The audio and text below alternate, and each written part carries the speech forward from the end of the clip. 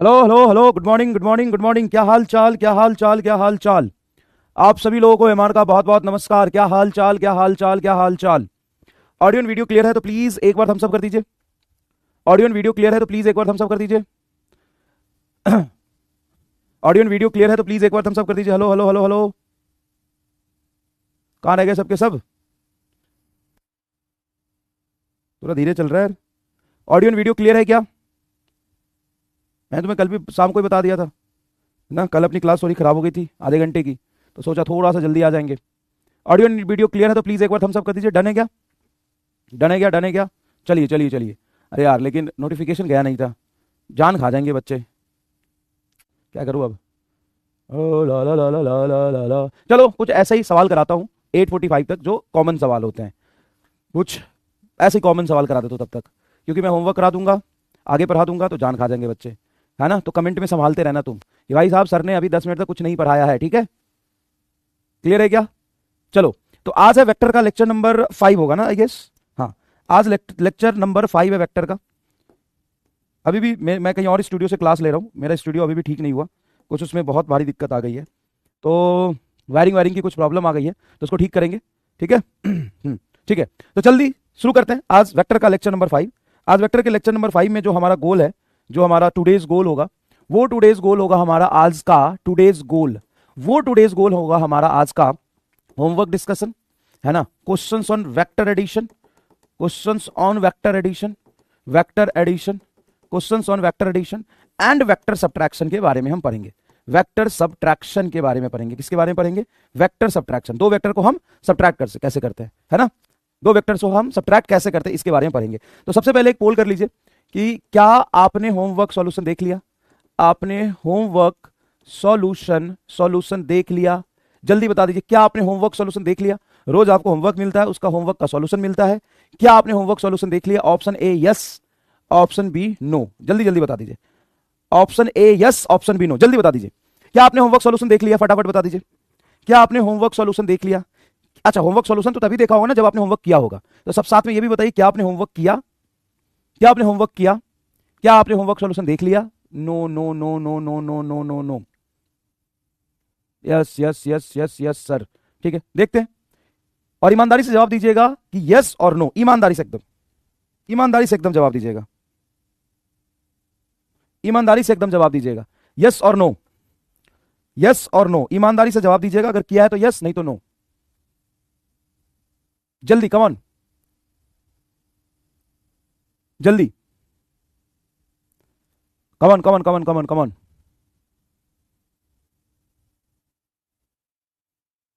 जल्दी बताइए। चलिए रिजल्ट देखते हैं, मुझे उम्मीद है कि किया ही होगा। ऑप्शन ए पर टिक करते हैं। सो रिजल्ट देखते हैं। 55% लोगों ने किया है, 43% लोगों ने नहीं किया है। 55% लोगों ने होमवर्क सॉल्यूशन किया है, और लगभग 44% लोगों ने नहीं किया है। अब ये जो नहीं किया है, ये बैकलॉग में जाएगा, और बैकलॉग, ये बैकलॉग होगा क्योंकि नहीं किया तो बैकलॉग होगा, नया क्लास आ गया। और बैकलॉग कभी कंप्लीट होता नहीं है। बैकलॉग कभी कभी भी कंप्लीट होता नहीं, कभी भी कंप्लीट होता नहीं है, कंप्लीट नहीं होता। बहुत कम बच्चे ही होंगे जो बैकलॉग कंप्लीट कर लेंगे। अब यहां पे बहुत सीरियस बात है, बहुत सीरियस बात। अब एक बात बताइए, मैं आपको क्लास में चीजें एक्सप्लेन करता हूं, क्लास में कुछ क्वेश्चंस कराता हूं, है ना, फिर आपको दिमाग लगाने के लिए होमवर्क में देता हूं, फिर मैं आपको दिमाग लगाने के लिए असाइनमेंट भी देता हूं। लेकिन आप में से अगर 100 बच्चे क्लास में पढ़ते हैं तो उसका 55% बच्चा ही होमवर्क सॉल्यूशन देखता है, और उसका 20-30% बच्चा ही असाइनमेंट देखता है। अब ये बताओ कि कैसे चलेगा? अगर आपने होमवर्क सॉल्यूशन नहीं देखा तो अभी क्लास में पढ़ोगे ना, तो समझ नहीं आएगा, रिलेट नहीं कर पाओगे, क्योंकि बेसिक चीज तुमने वहां छोड़ दिया। अब तुम क्लास में स्पैम करोगे आगे, जैसे ही मैं भरूंगा तो होमवर्क सॉल्यूशन हाफ किया, हाफ से क्या मिलेगा? हाफ से अंडा मिलेगा, नीट में भी आधा नंबर आएगा तो काम चल जाएगा। अब मुझे सोच समझ के बताओ कि क्या ऐसे अगर स्टार्टिंग के क्लास में चलेगा, तो जब लेंदी लेंदी जब चैप्टर स्टार्ट होंगे, बड़े बड़े चैप्टर स्टार्ट होंगे, पढ़ने में बहुत मजा आएगा, लेकिन जब उसके सवाल आपके सामने आएंगे, होमवर्क नहीं करोगे तो कैसे होगा? कैसे कर पाओगे? कैसे कर पाओगे? इसको कैसे टैकल करोगे? कैसे आगे बढ़ोगे? बताओ। तो अब भाई मेरे यार, इसीलिए मैं ज्यादा क्वेश्चन क्लास में कराता हूं, इसीलिए ज्यादातर क्वेश्चन मैं क्लास में इंक्लूड कर देता हूं। मुझे पता है कि क्लास के अलावा जितने भी वीडियोस आएंगे उसमें से आधे बच्चे उसको देखेंगे, चाहे असाइनमेंट का सॉल्यूशन हो, चाहे होमवर्क का सॉल्यूशन हो। क्लास के बाद जितने भी वीडियो आएंगे उसको आधे बच्चे ही देखेंगे, और आधे बच्चे देखेंगे तो ऑब्वियस सी बात है कि वो भी नंबर धीरे धीरे 1 महीने बाद, 2 महीने बाद, 3 महीने बाद 10%, 15% बच जाएगा। तो इससे कैसे काम चलेगा आगे बताओ? कैसे काम चलेगा? जब तुम सवाल ही नहीं करोगे तो सीखने के क्या फायदा है? एक बात बताओ, क्या वो होमवर्क सॉल्यूशन, असाइनमेंट सॉल्यूशन मैं दूं? बिल्कुल दूंगा, लेकिन क्या ज्यादातर क्वेश्चन में क्लास में इंक्लूड करूं? क्योंकि क्योंकि जितना ज्यादा क्वेश्चन प्रैक्टिस क्लास में हो जाएगी ना, अच्छे से पढ़ते हुए जितना ज्यादा क्वेश्चन प्रैक्टिस क्लास में हो जाएगी ना, तुम्हारे लिए भी आसान रहेगा। नहीं तो तुम ये नहीं कर पाओगे, कितना भी कुछ कर लो तुम ये कर ही नहीं पाओगे, नहीं होगा तुमसे। ये क्या बोलूं मैं तुम्हें? बोलोगे नहीं नहीं इजी है, हो जाएगा। अब नहीं हुआ तो कभी भी नहीं होगा। और तुम्हें लग रहा है कि मैं कर लूंगा, तुम पिछले साल भी नहीं कर पाए थे, और यही सोचते सोचते जीवन निकल जाएगा, नहीं हो पाएगा, नहीं कर पाओगे। क्या ज्यादा क्वेश्चन क्लास में कर प्रैक्टिस होनी चाहिए? अब ज्यादा क्वेश्चन क्लास में ही कर ले, क्लास में कर ले, बताओ, ज्यादा क्वेश्चन क्लास में ही कर ले, थोड़ा थोड़ा होमवर्क दे, क्योंकि रोज दूंगा तो देखो रोज का तो यही हालत है यार, मतलब मूड ही खराब कर दिया, आते आते मूड खराब कर दिया पूरा। मतलब कैसे पढ़ोगे? क्या किया जाए कि तुम पढ़ो? वही तुम लास्ट ईयर की गलती रिपीट कर रहे हो, लास्ट ईयर की गलती रिपीट कर रहे हो। मैं क्या करूं? मैं खुद ही ब्लैंक हो गया। अब 55% ही बच्चे देख के आए हैं, 40% बच्चे देखे ही नहीं है। ऐसे सिलेक्शन कभी भी नहीं होता, टीचर के पढ़ाने से कभी भी सिलेक्शन नहीं होता, मजे करने से कभी सिलेक्शन नहीं होता। आपको दर्द लेना पड़ेगा, पेन लेना पड़ेगा, और जितना कहता हूं उतना करो। और तुमसे मैं पूछ ही क्यों रहा हूं भाई? और तुम होते कौन हो जवाब देने वाले, जो तुम इस लायक ही नहीं हो कि तुमको जो बोला जाए तुम करो?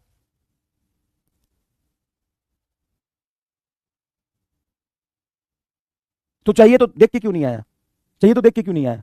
तो होमवर्क दूंगा, मैं मना नहीं कर रहा हूं, लेकिन ज्यादातर क्वेश्चन मैं क्लास में इंक्लूड करूंगा, क्वेश्चन प्रैक्टिस खूब करूंगा, और एकदम एकदम हाई इंटेंस लेक्चर होगी। आपको एकदम फोकस से पढ़ना पड़ेगा, दिमाग लगाना पड़ेगा, मेहनत करना पड़ेगा, और क्लास में ज्यादा से ज्यादा आज से पढ़ना पड़ेगा। अब तू मेरा रूप देख, अब और थोड़ा भी इधर उधर किया ना, खत्म हो जाएगा, खत्म हो जाएगा।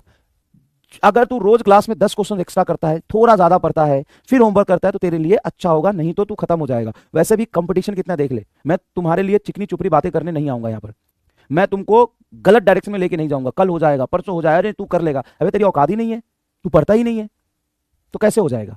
हवा में हो जाएगा। मैं जाके पेपर दे आऊंगा तेरा, ठीक है ना? मैं जाके पेपर दे आऊंगा तेरा, पढ़ना शुरू कर दे, ठीक है? होमवर्क दूंगा, लेकिन अब क्लास में भी ज्यादा क्वेश्चन और कराऊंगा, ठीक है? चलो, और ये करो भाई, रोज का रोज करो। ये इसलिए निकाला है होमवर्क, देखो होमवर्क बहुत जरूरी है। बहुत जरूरी क्यों है थोड़ा समझना, क्योंकि जब आप क्लास के क्वेश्चंस खुद नहीं करोगे, क्लास में जैसे सवाल किए वैसे अलग लैंग्वेज के सवाल खुद नहीं करोगे, तो आपका दिमाग नहीं चलेगा। दिमाग नहीं चलेगा तो कंसेप्ट की अंडरस्टैंडिंग नहीं होगी, कंसेप्ट की अंडरस्टैंडिंग नहीं होगी तो आप सीखोगे नहीं। और होमवर्क में सवाल ना हो तो घबराओ मत। मैंने आपको बोला है कि होमवर्क में एक भी सवाल आपसे नहीं होता है तो कोई भी प्रॉब्लम नहीं है, उसका सॉल्यूशन तो मैं दे रहा हूं। होमवर्क के क्वेश्चन को ऐसे समझ के करो कि वो क्लास का ही क्वेश्चन है। होमवर्क के क्वेश्चन को ऐसे समझ के करो कि वो क्लास का ही क्वेश्चन है। चलो आगे बढ़ते हैं, चलो आगे बढ़ते हैं। टुडेज गोल तो हमने बता ही दिया। चलो आओ, इधर इधर आओ, इधर आओ, इधर आओ। एक वेक्टर लिखता हूं मैं, चलो कोई एक वेक्टर लिखा मैंने, ए वेक्टर। ए वेक्टर है 2i cap minus 4j cap plus 6k cap, ये वेक्टर लिखा मैंने। दिख रहा है आपको वेक्टर? हाँ सर दिख तो रहा है। कॉपी में लिखिए इसको, लिखिए कॉपी में, वेक्टर लिखिए। क्लास लेट ज्वाइन नहीं किया, क्लास अभी से शुरू किया है, अभी जस्ट शुरू किया है। ए वेक्टर बराबर 2i cap minus 4j cap plus 6k cap, ये वेक्टर हमने लिखा, ठीक है सर? वेक्टर लिखा, बताइए इसका क्या करना है? मुझे बताइए, मुझे बताइए, मुझे बताइए कि 2a वेक्टर क्या होगा? सर ये तो हम कर चुके हैं। हाँ तो करिए एक बार और, कर चुके हैं सर जी। 2a वेक्टर क्या होगा बताइए, आराम से सोच के बताइए। 2a वेक्टर क्या होगा? 2a वेक्टर क्या होगा? तो 2a वेक्टर होगा 2 multiply of A vector. A vector है आपका 2i cap minus 4j cap plus 6k cap. तो ये 2 सब में मल्टीप्लाई हो जाएगा, ये हो जाएगा 4i कैप माइनस 4 दूना 8j कैप प्लस 6 दूना 12k कैप। क्या ये समझ में आता है? हाँ। अब मुझे बताओ 2 से मल्टीप्लाई करने पर क्या इसका डायरेक्शन चेंज हुआ? नहीं सर, डायरेक्शन तो वही रहा, डायरेक्शन तो वही रहा, डायरेक्शन चेंज नहीं हुआ। इसका क्या चेंज हुआ? मैग्नीट्यूड डबल हो गया। अगर मैं आपसे बोलूं कि मुझे ए वेक्टर बाई 2 कैलकुलेट करके दो, तो आप क्या करेंगे? 2i vector minus 4j vector plus 6k vector को 2 से डिवाइड कर देंगे, तो ये हो जाएगा 2 से 2 डिवाइड करोगे i cap 4/2 2j cap plus 3k cap. ये हो जाएगा आपका ए वेक्टर बाई 2। क्या ये वेक्टर का आधा हो गया है? हाँ सर वेक्टर का आधा हो गया है। अगर मैं आपसे कल को पूछूं, कल को पूछूं माइनस 3a वेक्टर बताओ, ये तुम्हारा फर्स्ट पार्ट है ए, या 1 लिख देता हूं, समझना समझना ये अच्छे से, ये 1 लिख देता हूं, ये मैंने तुम्हारा 2 लिख दिया, ये तुम्हारा 3 देखो, 3 देखो क्या है, 3 देखो क्या है। थोड़ा सा बोर्ड दूसरे मतलब दूसरा स्टूडियो है तो थोड़ा परेशानी होगी मुझे, लेकिन मैनेज कर लेंगे। 3a बताओ, तो सर माइनस ए वेक्टर आपका ये रहा 2i minus 4j plus 6k, 2i minus 4j plus 6k। अब ये बताओ क्या होगा? माइनस 3i क्या, तो ये माइनस 3 इससे मल्टीप्लाई होगा तो minus 6i cap plus 4 3 12 j cap plus 6 3 18 minus 18 k cap. क्या ये होगा? हाँ सर सही है, एकदम एकदम सही है। अच्छा, अगर मैं बोलूं मुझे मैग्नीट्यूड ऑफ ए वेक्टर बताओ कैसे निकालोगे, तो तुम्हें मैग्नीट्यूड ऑफ ए वेक्टर निकालना सिखाया है। मैग्नीट्यूड ऑफ ए कैसे निकलता है सर, ये ए वेक्टर है पूरा का पूरा, तो मैग्नीट्यूड ऑफ ए वेक्टर निकलता है इसका एक्स कंपोनेंट का होल स्क्वायर, मतलब 2 का होल स्क्वायर, 2 का होल स्क्वायर प्लस ये माइनस है ना, तो ये -4 का होल स्क्वायर प्लस 6 का होल स्क्वायर। क्या ये सही है?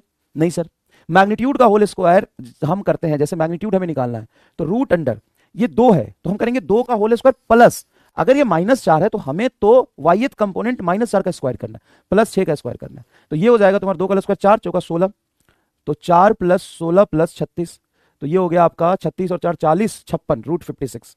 क्या हो जाएगा? √56। क्लियर है क्या? हाँ, मुझे यूनिट वेक्टर निकालो, ए कैप निकालो।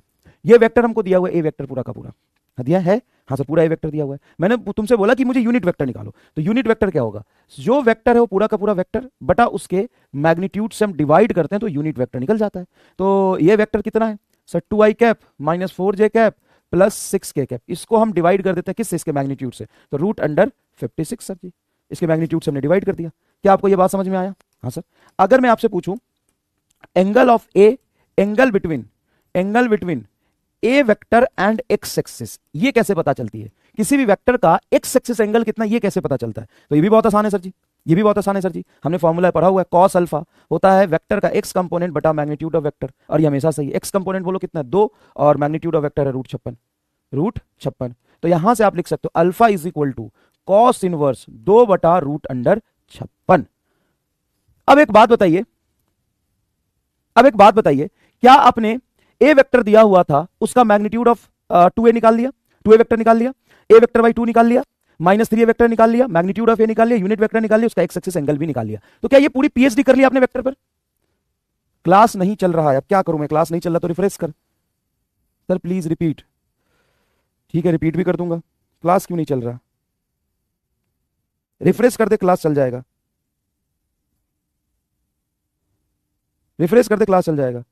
बच्चों का मैसेज आ रहा है क्लास नहीं चल रहा है, यार क्या हुआ है ये?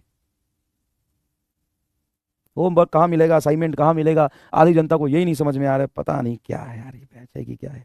आधे बच्चों को बेटा यही नहीं समझ में आ रहा है कि होमवर्क कहाँ मिलेगा और असाइनमेंट कहाँ मिलेगा। बताओ।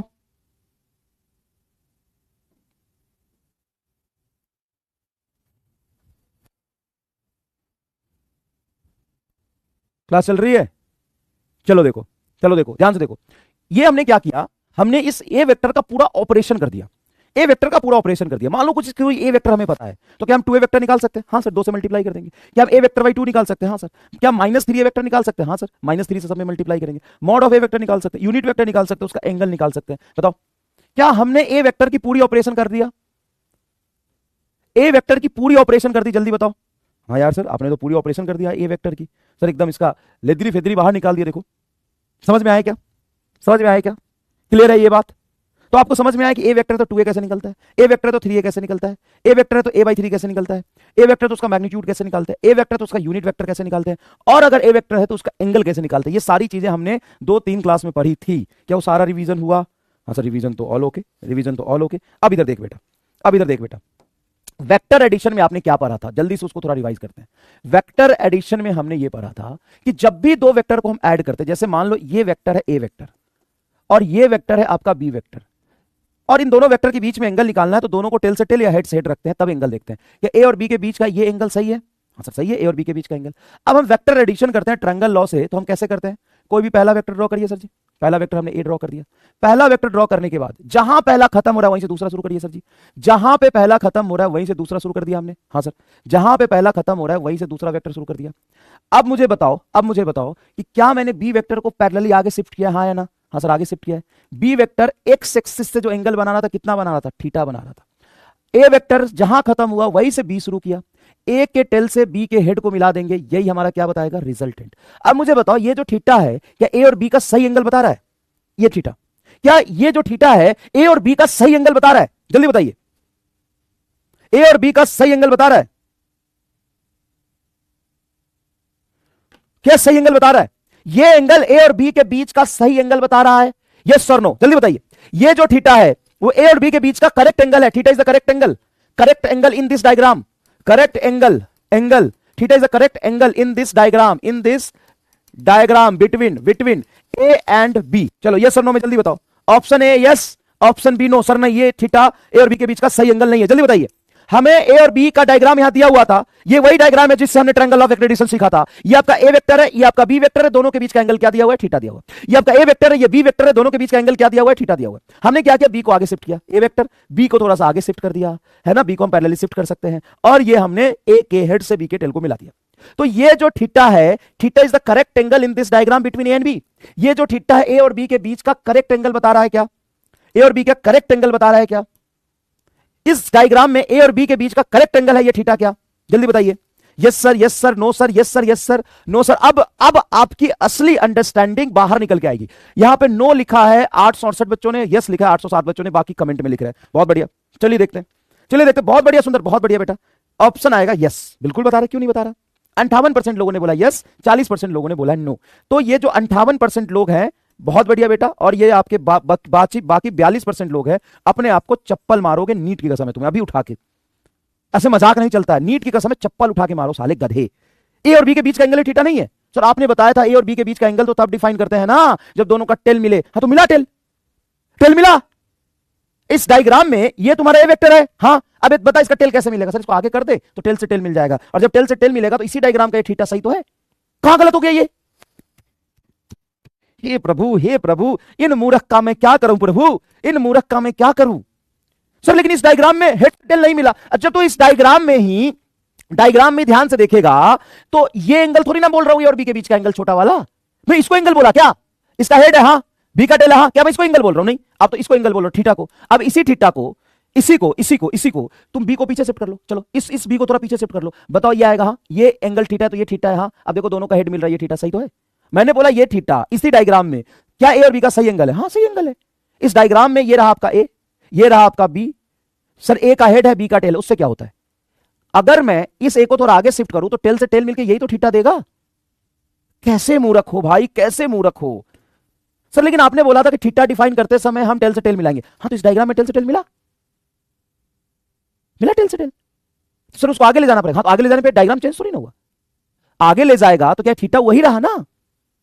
ये थीटा गलत कैसे है बता, क्या ये थीटा ए और बी के बीच का एंगल है, हाँ है।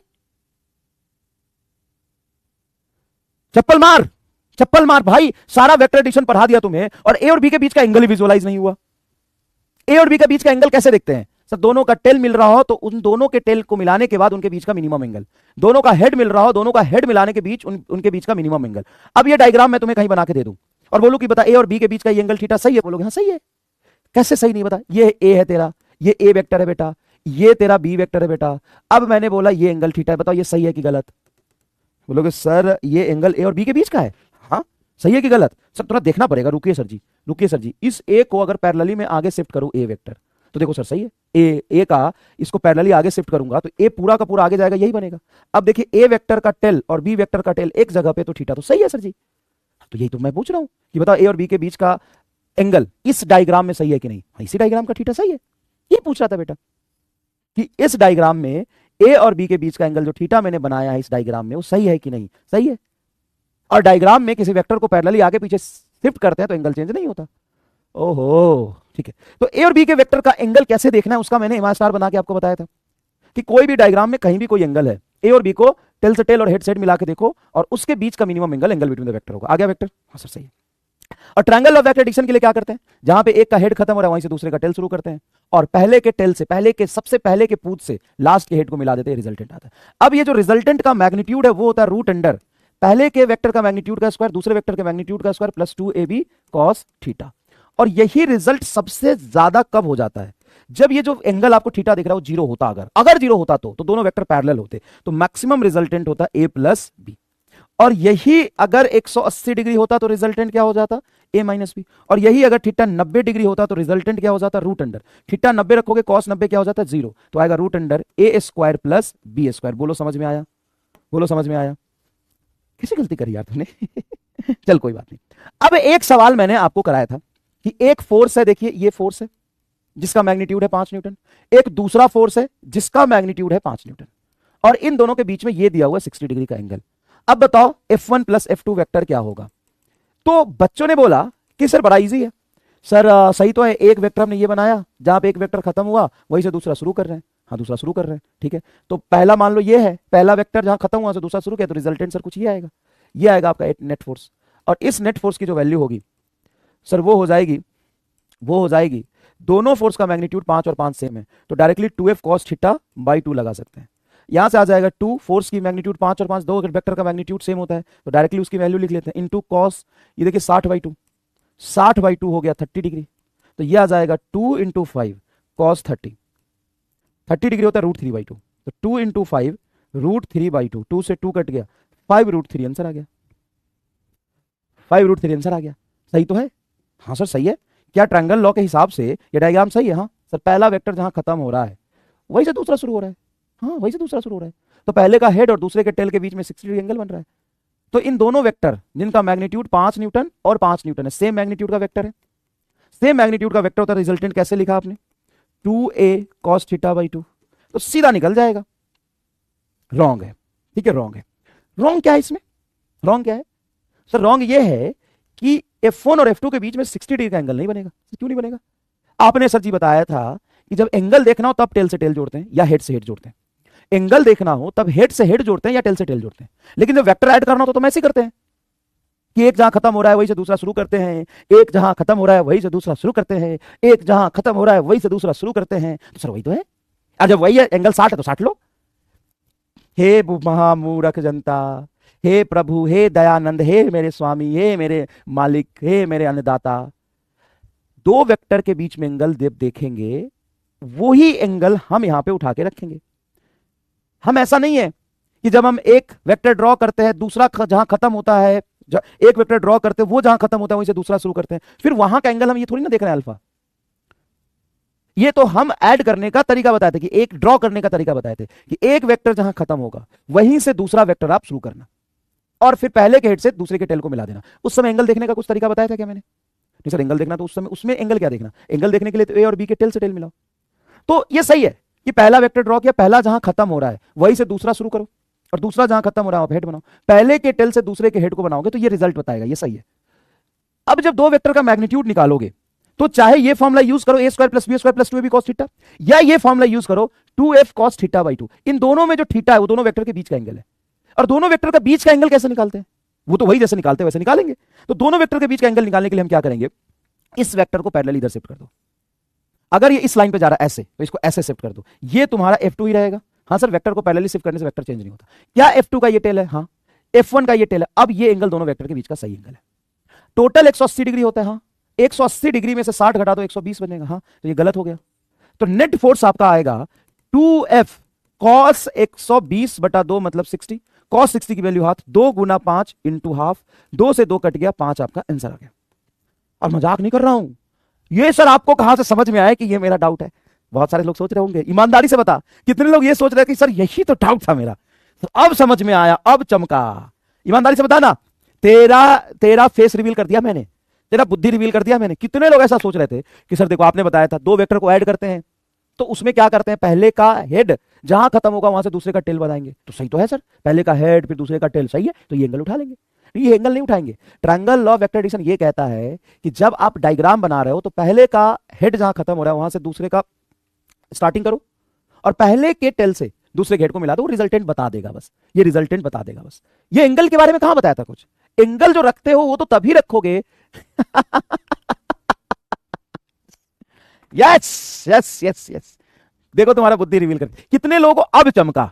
अब कितने लोगों को चमका? अब चमका, अब चमका। बताओ ईमानदारी से, एकदम मौसी कसम है तुमको सच बोलना। कितने लोगों को अब चमका? यस बताना। कितने लोगों को नहीं पहले से चमक गया था? नो बताना। बताओ। अब चमका, ज्यादा ज्यादा अब चमका कि अब क्रिस्टल क्लियर हुआ। अब ये बताओ, अब क्रिस्टल क्लियर हुआ सर, अब चमका, अब समझ में आया कि चीजें हो क्या रही थी। एंगल निकालने के लिए वही मेथड है। दो ट्रायंगल ऑफ वेक्टर एडिशन में जब दो वेक्टर को जोड़ते हो एकदम तमीज से ऐसे ऐसे बना बना के, उस समय भी बेटा, उस समय भी एंगल निकालने के लिए तो दोनों का टेल से टेल ही मिलाओगे या हेड सेट मिलाओगे। इसमें भी जो एंगल रखते हो दो वेक्टर के बीच का एंगल है, वो निकालने का मेथड वही है। ये तो ड्रॉ करने का मेथड था बस अब ज्यादा चमका बोलो, कितने लोग हैं ना अब ज्यादा चमका। अब और सुन ध्यान से, सुन ध्यान से, सॉल्यूशन होमवर्क सॉल्यूशन देख लेना यार, बहुत मेहनत से ही उसको रिकॉर्ड करते हैं ना, देख लेना भाई। तेरे लिए करते, किसके लिए किया वो बता? तेरे लिए, तू ही नहीं देख रहा है तो जो देख रहा है उसका फायदा हो जाएगा, जो नहीं देख रहा है उसका नुकसान हो जाएगा। समझ इस बात को। और तू कहेगा कि सर ज्यादा हो रहा है, तो ज्यादा तो नीट की तैयारी ही होता है। नीट की तैयारी कौन सा आसान होता है? नीट की तैयारी करना तो मुश्किल ही होता है। नीट की तैयारी करना आसान है कभी? बता, देखते हैं कितने लोगों को अब असली में चमका है। रे मतलब मुझे आज पता चला, मैं भी अंधेरे में जी रहा था, मैं भी अंधेरे में जी रहा था भाई। 81% लोगों को तो अब चमका है ये। मैं भी अंधेरे में जी रहा था, फिर तो चलो मेरा जीवन भी बेकार है। मैं भी अंधेरे में जी रहा था। चल छोड़, ये देख, अब ये तेरा सवाल है जो होमवर्क दिया था मैंने। छोटे छोटे सवाल सारे मैं करा चुका हूं।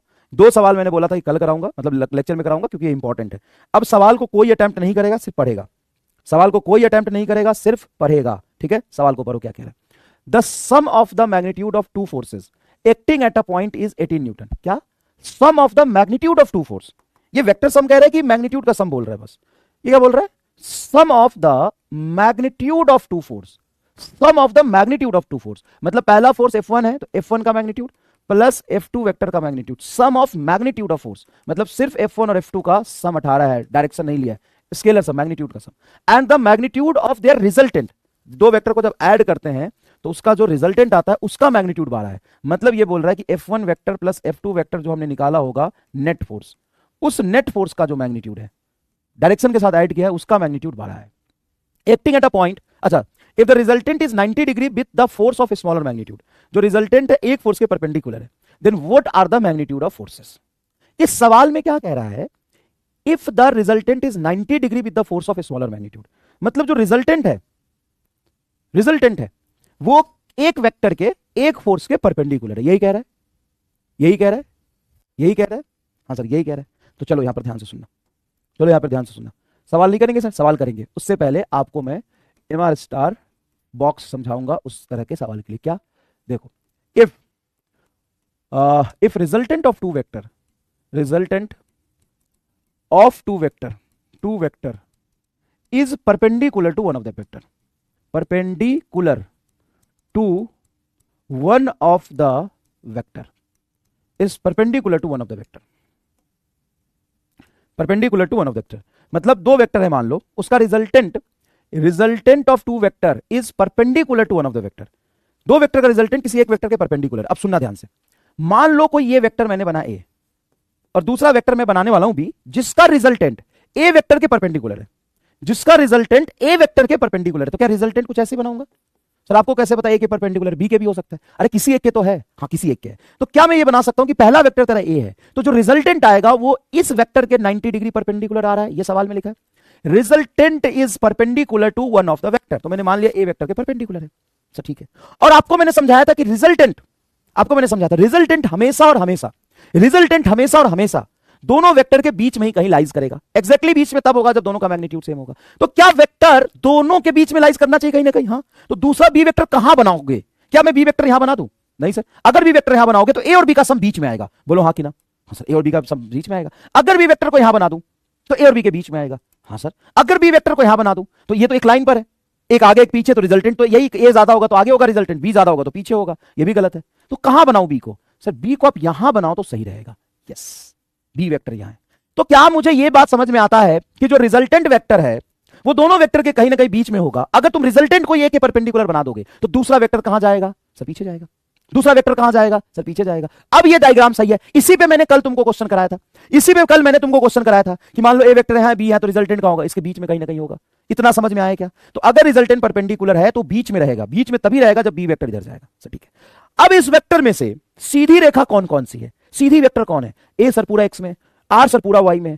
ये तो दोनों एकदम सीधा है। देखो ये एकदम सीधा है। टेढ़ा कौन हुआ है? सर ये बी वेक्टर टेढ़ा हो गया है। अब मान लो कि ये अल्फा एंगल बना रहा है यहां से, कहीं से भी मान लो, तुम यहां से अल्फा एंगल मान लो, यहां से अल्फा मान लो। ये अल्फा एंगल ए और बी के बीच का एंगल है क्या? नहीं सर, ए तो आगे है। ए का टेल मिला, बी का टेल मिला, और ए और बी का टेल मिलाने के बाद ये पूरा एंगल ए और बी के बीच का एंगल होगा ना। मैं अल्फा ऐसे ही एज्यूम कर रहा हूं। लेट अल्फा माना। ए वेक्टर कहां है? सर पूरा एक्स में। रिजल्टेंट कहां है? पूरा वाई में। और बी वेक्टर कहां है? सर इधर टेढ़ा है। अब एक कंसेप्ट सोचो, एकदम हल्का सा, एकदम हल्का फुल्का कंसेप्ट। रिजल्टेंट तो पूरा ऊपर है, ए पूरा आगे है, तो इसका तो कंपोनेंट वाई में आएगा नहीं क्योंकि एक्स में, इसका एक्स में कंपोनेंट आएगा नहीं। क्या बी का दो कंपोनेंट ले सकता हूं मैं? इस बी का कंपोनेंट इस तरफ क्या होगा और इस तरफ क्या होगा? तो बी वेक्टर का कंपोनेंट उस तरफ जिधर एंगल अल्फा बन रहा है उधर होगा बी कॉस अल्फा। बोलो हाँ कि ना? हाँ सर होगा। और इस बी का कंपोनेंट पीछे की तरफ होगा बी साइन अल्फा। बोलो हाँ कि ना? सर होगा। अब ये डायग्राम को ध्यान से देखो, तो ए और बी को ऐड करने के बाद, ए पूरा एक्स में है, बी इधर, इनको ऐड करने के बाद रिजल्टेंट मतलब ए वेक्टर का सम बी वेक्टर के साथ हमने किया तो रिजल्टेंट आर बचा। मतलब इन दोनों को जोड़ने के बाद ए और बी दोनों का सम सिर्फ वाई में बच रहा है। तो ए में कहां गया, ए में भी तो था, एक्स में भी था ए वेक्टर, एक्स में ए वेक्टर था, हाँ, तो रिजल्टेंट सिर्फ वाई में क्यों बचा। तो थोड़ा दिमाग लगाओ, ऐसा हुआ होगा कि ये बी वेक्टर जिसका ये वाला कंपोनेंट एक्जैक्टली ए को कैंसिल कर दिया होगा, तो ए का मैग्नीट्यूड होगा बी साइन अल्फा के बराबर। तभी तो जब हमने ए और बी को जोड़ा तो बी का कंपोनेंट जो पीछे की तरफ आया, देखो एरो इधर है, तो इसका कंपोनेंट जो पीछे की तरफ आया इसको खत्म कर दिया, क्योंकि ये आगे ये पीछे, जितना ये आगे होगा उतना ही ये पीछे होगा, तो ये दोनों कैंसिल हो गया। और ऊपर की तरफ जो बी का कंपोनेंट है B cos alpha, B cos alpha वही रिजल्टेंट के बराबर आ गया होगा। सिंपल सा, सिंपल फील है, खत्म। इतना तुम समझ गए, तुम्हारा काम हो जाएगा। और यही याद करो हम करते हैं रिलेटिव मोशन रिवरमैन प्रॉब्लम में। रिलेटिव मोशन रिवरमैन प्रॉब्लम मैं क्या कह रहा हूं, मैं क्या करूं, फिर समझ, मैं क्या कह रहा हूं। सर आपने बोला कि एक मेरा वेक्टर है, ये ए वेक्टर, इस ए वेक्टर को हमने बी के साथ ऐड किया, ये बी वेक्टर है, तभी तो बी जब इधर होगा तभी तो तुम्हारा रिजल्टेंट कहीं इस तरफ आएगा। हाँ सर, रिजल्टेंट मेरा ये आया सर जी, ये आया, रिजल्टेंट मेरा ये वेक्टर है। एक बात बता, ए वेक्टर किधर है, एक्स में, बी वेक्टर किधर है सर, एक्स वाई प्लेन में, इन दोनों को जोड़ के रिजल्टेंट सिर्फ वाई में क्यों बचा, ये तो था ना एक्स में। ए वेक्टर कहां है, एक्स में, ए वेक्टर कहां है, एक्स में, और ये किधर है, वाई और माइनस एक्स प्लेन में। इन दोनों को जब जोड़ा, इन दोनों को जब जोड़ा, ए और बी को जोड़ा, तो रिजल्टेंट सिर्फ वाई एक्सिस में क्यों बना रे, ये एक्स एक्सिस का ये कहां गया वेक्टर, एक्स एक्सिस का ये वेक्टर कहां गया, एक्स एक्सिस में जो वेक्टर था वो कहां गया भाई, ए वेक्टर बी वेक्टर को जो जोड़ा तो रिजल्टेंट सिर्फ वाई में बन रहा। इसका मतलब थोड़ा दिमाग से सोचो कि मान लो ए वेक्टर एक्स में जो था और ये बी वाई में, एक्स वाई प्लेन में, इन दोनों को जोड़ के रिजल्ट सिर्फ वाई में ही क्यों बच रहा है, रिजल्ट ओनली इन वाई में क्यों बच रहा है, ओनली इन वाई एक्सिस क्यों मिल रहा है। तो ओनली इन वाई एक्सिस इसलिए मिल रहा होगा कि मान लो एक सेकंड के लिए कि अल्फा एंगल, एज्यूम किया इसको, हमें नहीं पता कितना है, एज्यूम किया है, फील के लिए एज्यूम किया है, तो बी का जिधर अल्फा कंपोनेंट बनता है उधर मैंने रिजल्टेंट लेना सिखाया था, कंपोनेंट लेना सिखाया था। जिधर बी है, बी का कंपोनेंट जिधर अल्फा एंगल बन रहा है उधर कॉस कंपोनेंट होगा, और जिधर एंगल नहीं बन रहा अल्फा के अपोजिट उधर साइन कंपोनेंट होगा। तो अब मुझे किसको जोड़ना है सर, बी का दो पार्ट ले लिया, अब मुझे B cos alpha, B sine alpha और ए को जोड़ना है। तो बी साइन अल्फा जस्ट पीछे, ए जस्ट आगे। अगर ए की वैल्यू बी साइन अल्फा के बराबर हो गई तो बेसिक बात है, फिर खत्म। अगर बी साइन अल्फा ए बराबर हो गया तो एक्स एक्सिस में रिजल्टेंट खत्म, पूरा का पूरा बी कॉस अल्फा रिजल्टेंट दे रहा होगा, आर बराबर बी कॉस अल्फा होगा। इसीलिए जब ए को और बी को जोड़ा, ए और बी को जोड़ा मतलब बी के कंपोनेंट ले लिए, अब B cos alpha, B sine alpha और ए को जोड़ना है।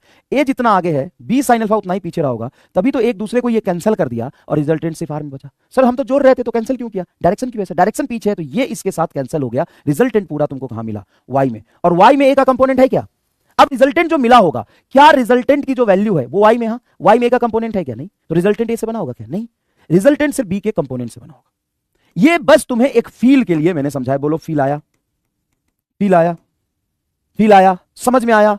सर सही है, तो हमें ए और बी का सम करना था, ए और बी का सम पूरा का पूरा आर परपेंडिकुलर है, ये हमको क्वेश्चन में दिया हुआ है। अगर आर परपेंडिकुलर है तो ए तो ऊपर गया नहीं है, ए का कोई कंपोनेंट ऊपर नहीं जाएगा, बी का ही कंपोनेंट ऊपर जाएगा और पीछे जाएगा। अगर ये इसके साथ कैंसिल हो गया, बी साइन अल्फा एक्जैक्टली ए को कैंसिल कर दे तो ये दोनों खत्म, तो ए और बी के सम में से ये दोनों खत्म हो गए, तो बी कॉस अल्फा जो उचर बचा वही आर के बराबर रहा होगा।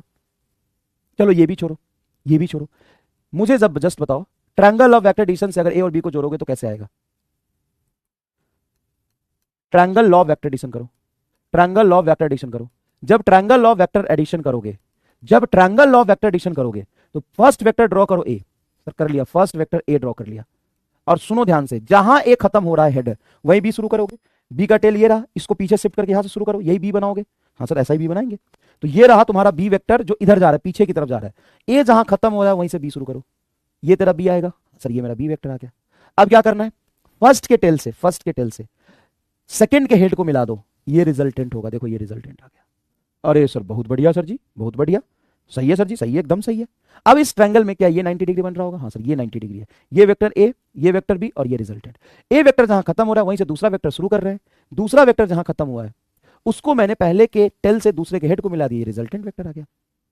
बोलो ये चमका, हाँ सर ये चमका।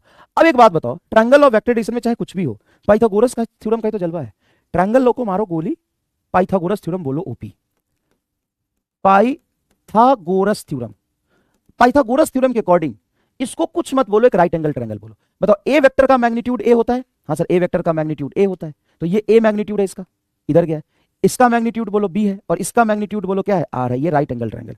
अगर ये राइट एंगल ट्रायंगल है तो तुम कह सकते हो कि ये तुम्हारा पूरा का पूरा बेस है, ये तुम्हारा परपेंडिकुलर, देखो ये परपेंडिकुलर हाइपोटेन्यूज है। इसको अगर मैं पाइथागोरस थ्योरम से रिलेशन लिखूं तो इस ट्रायंगल में पाइथागोरस थ्योरम कैसे लगाऊंगा?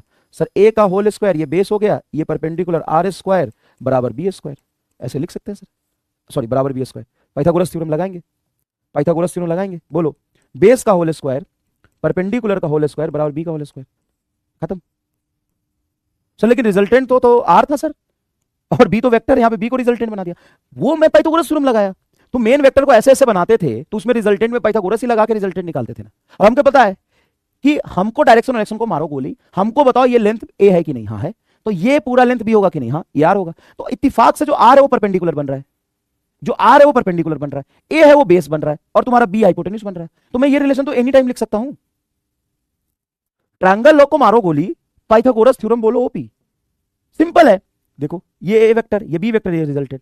अब ये अगर राइट एंगल है तो भाई अगर मैं सिर्फ ट्रायंगल थ्योरम सोचूं, पाइथागोरस लॉ लगाऊं, तो क्या इस लेंथ और इस वेक्टर के बीच में रिलेशन है? लेंथ के बीच में रिलेशन बोलो, लेंथ के बीच में रिलेशन बोलो, तो ये लेंथ और ये लेंथ के बीच में रिलेशन तो डायरेक्टली बोल सकते हो, ए स्क्वायर प्लस आर स्क्वायर बराबर बी स्क्वायर। हाँ पाइथागोरस थ्योरम आएगा ये, बस खत्म। ये लगा दो, ये लगा दो या ये लगा दो, दोनों में से कोई लगा दो, तुम्हारा आंसर आ जाएगा।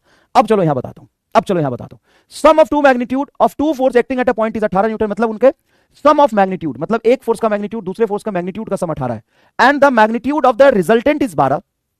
मैग्नीट्यूड ऑफ रिजल्टेंट मतलब नेट फोर्स का जो एडिशन किया हमने डायरेक्शन के साथ, वेक्टर एडिशन किया है, उसका मैग्नीट्यूड 12 है।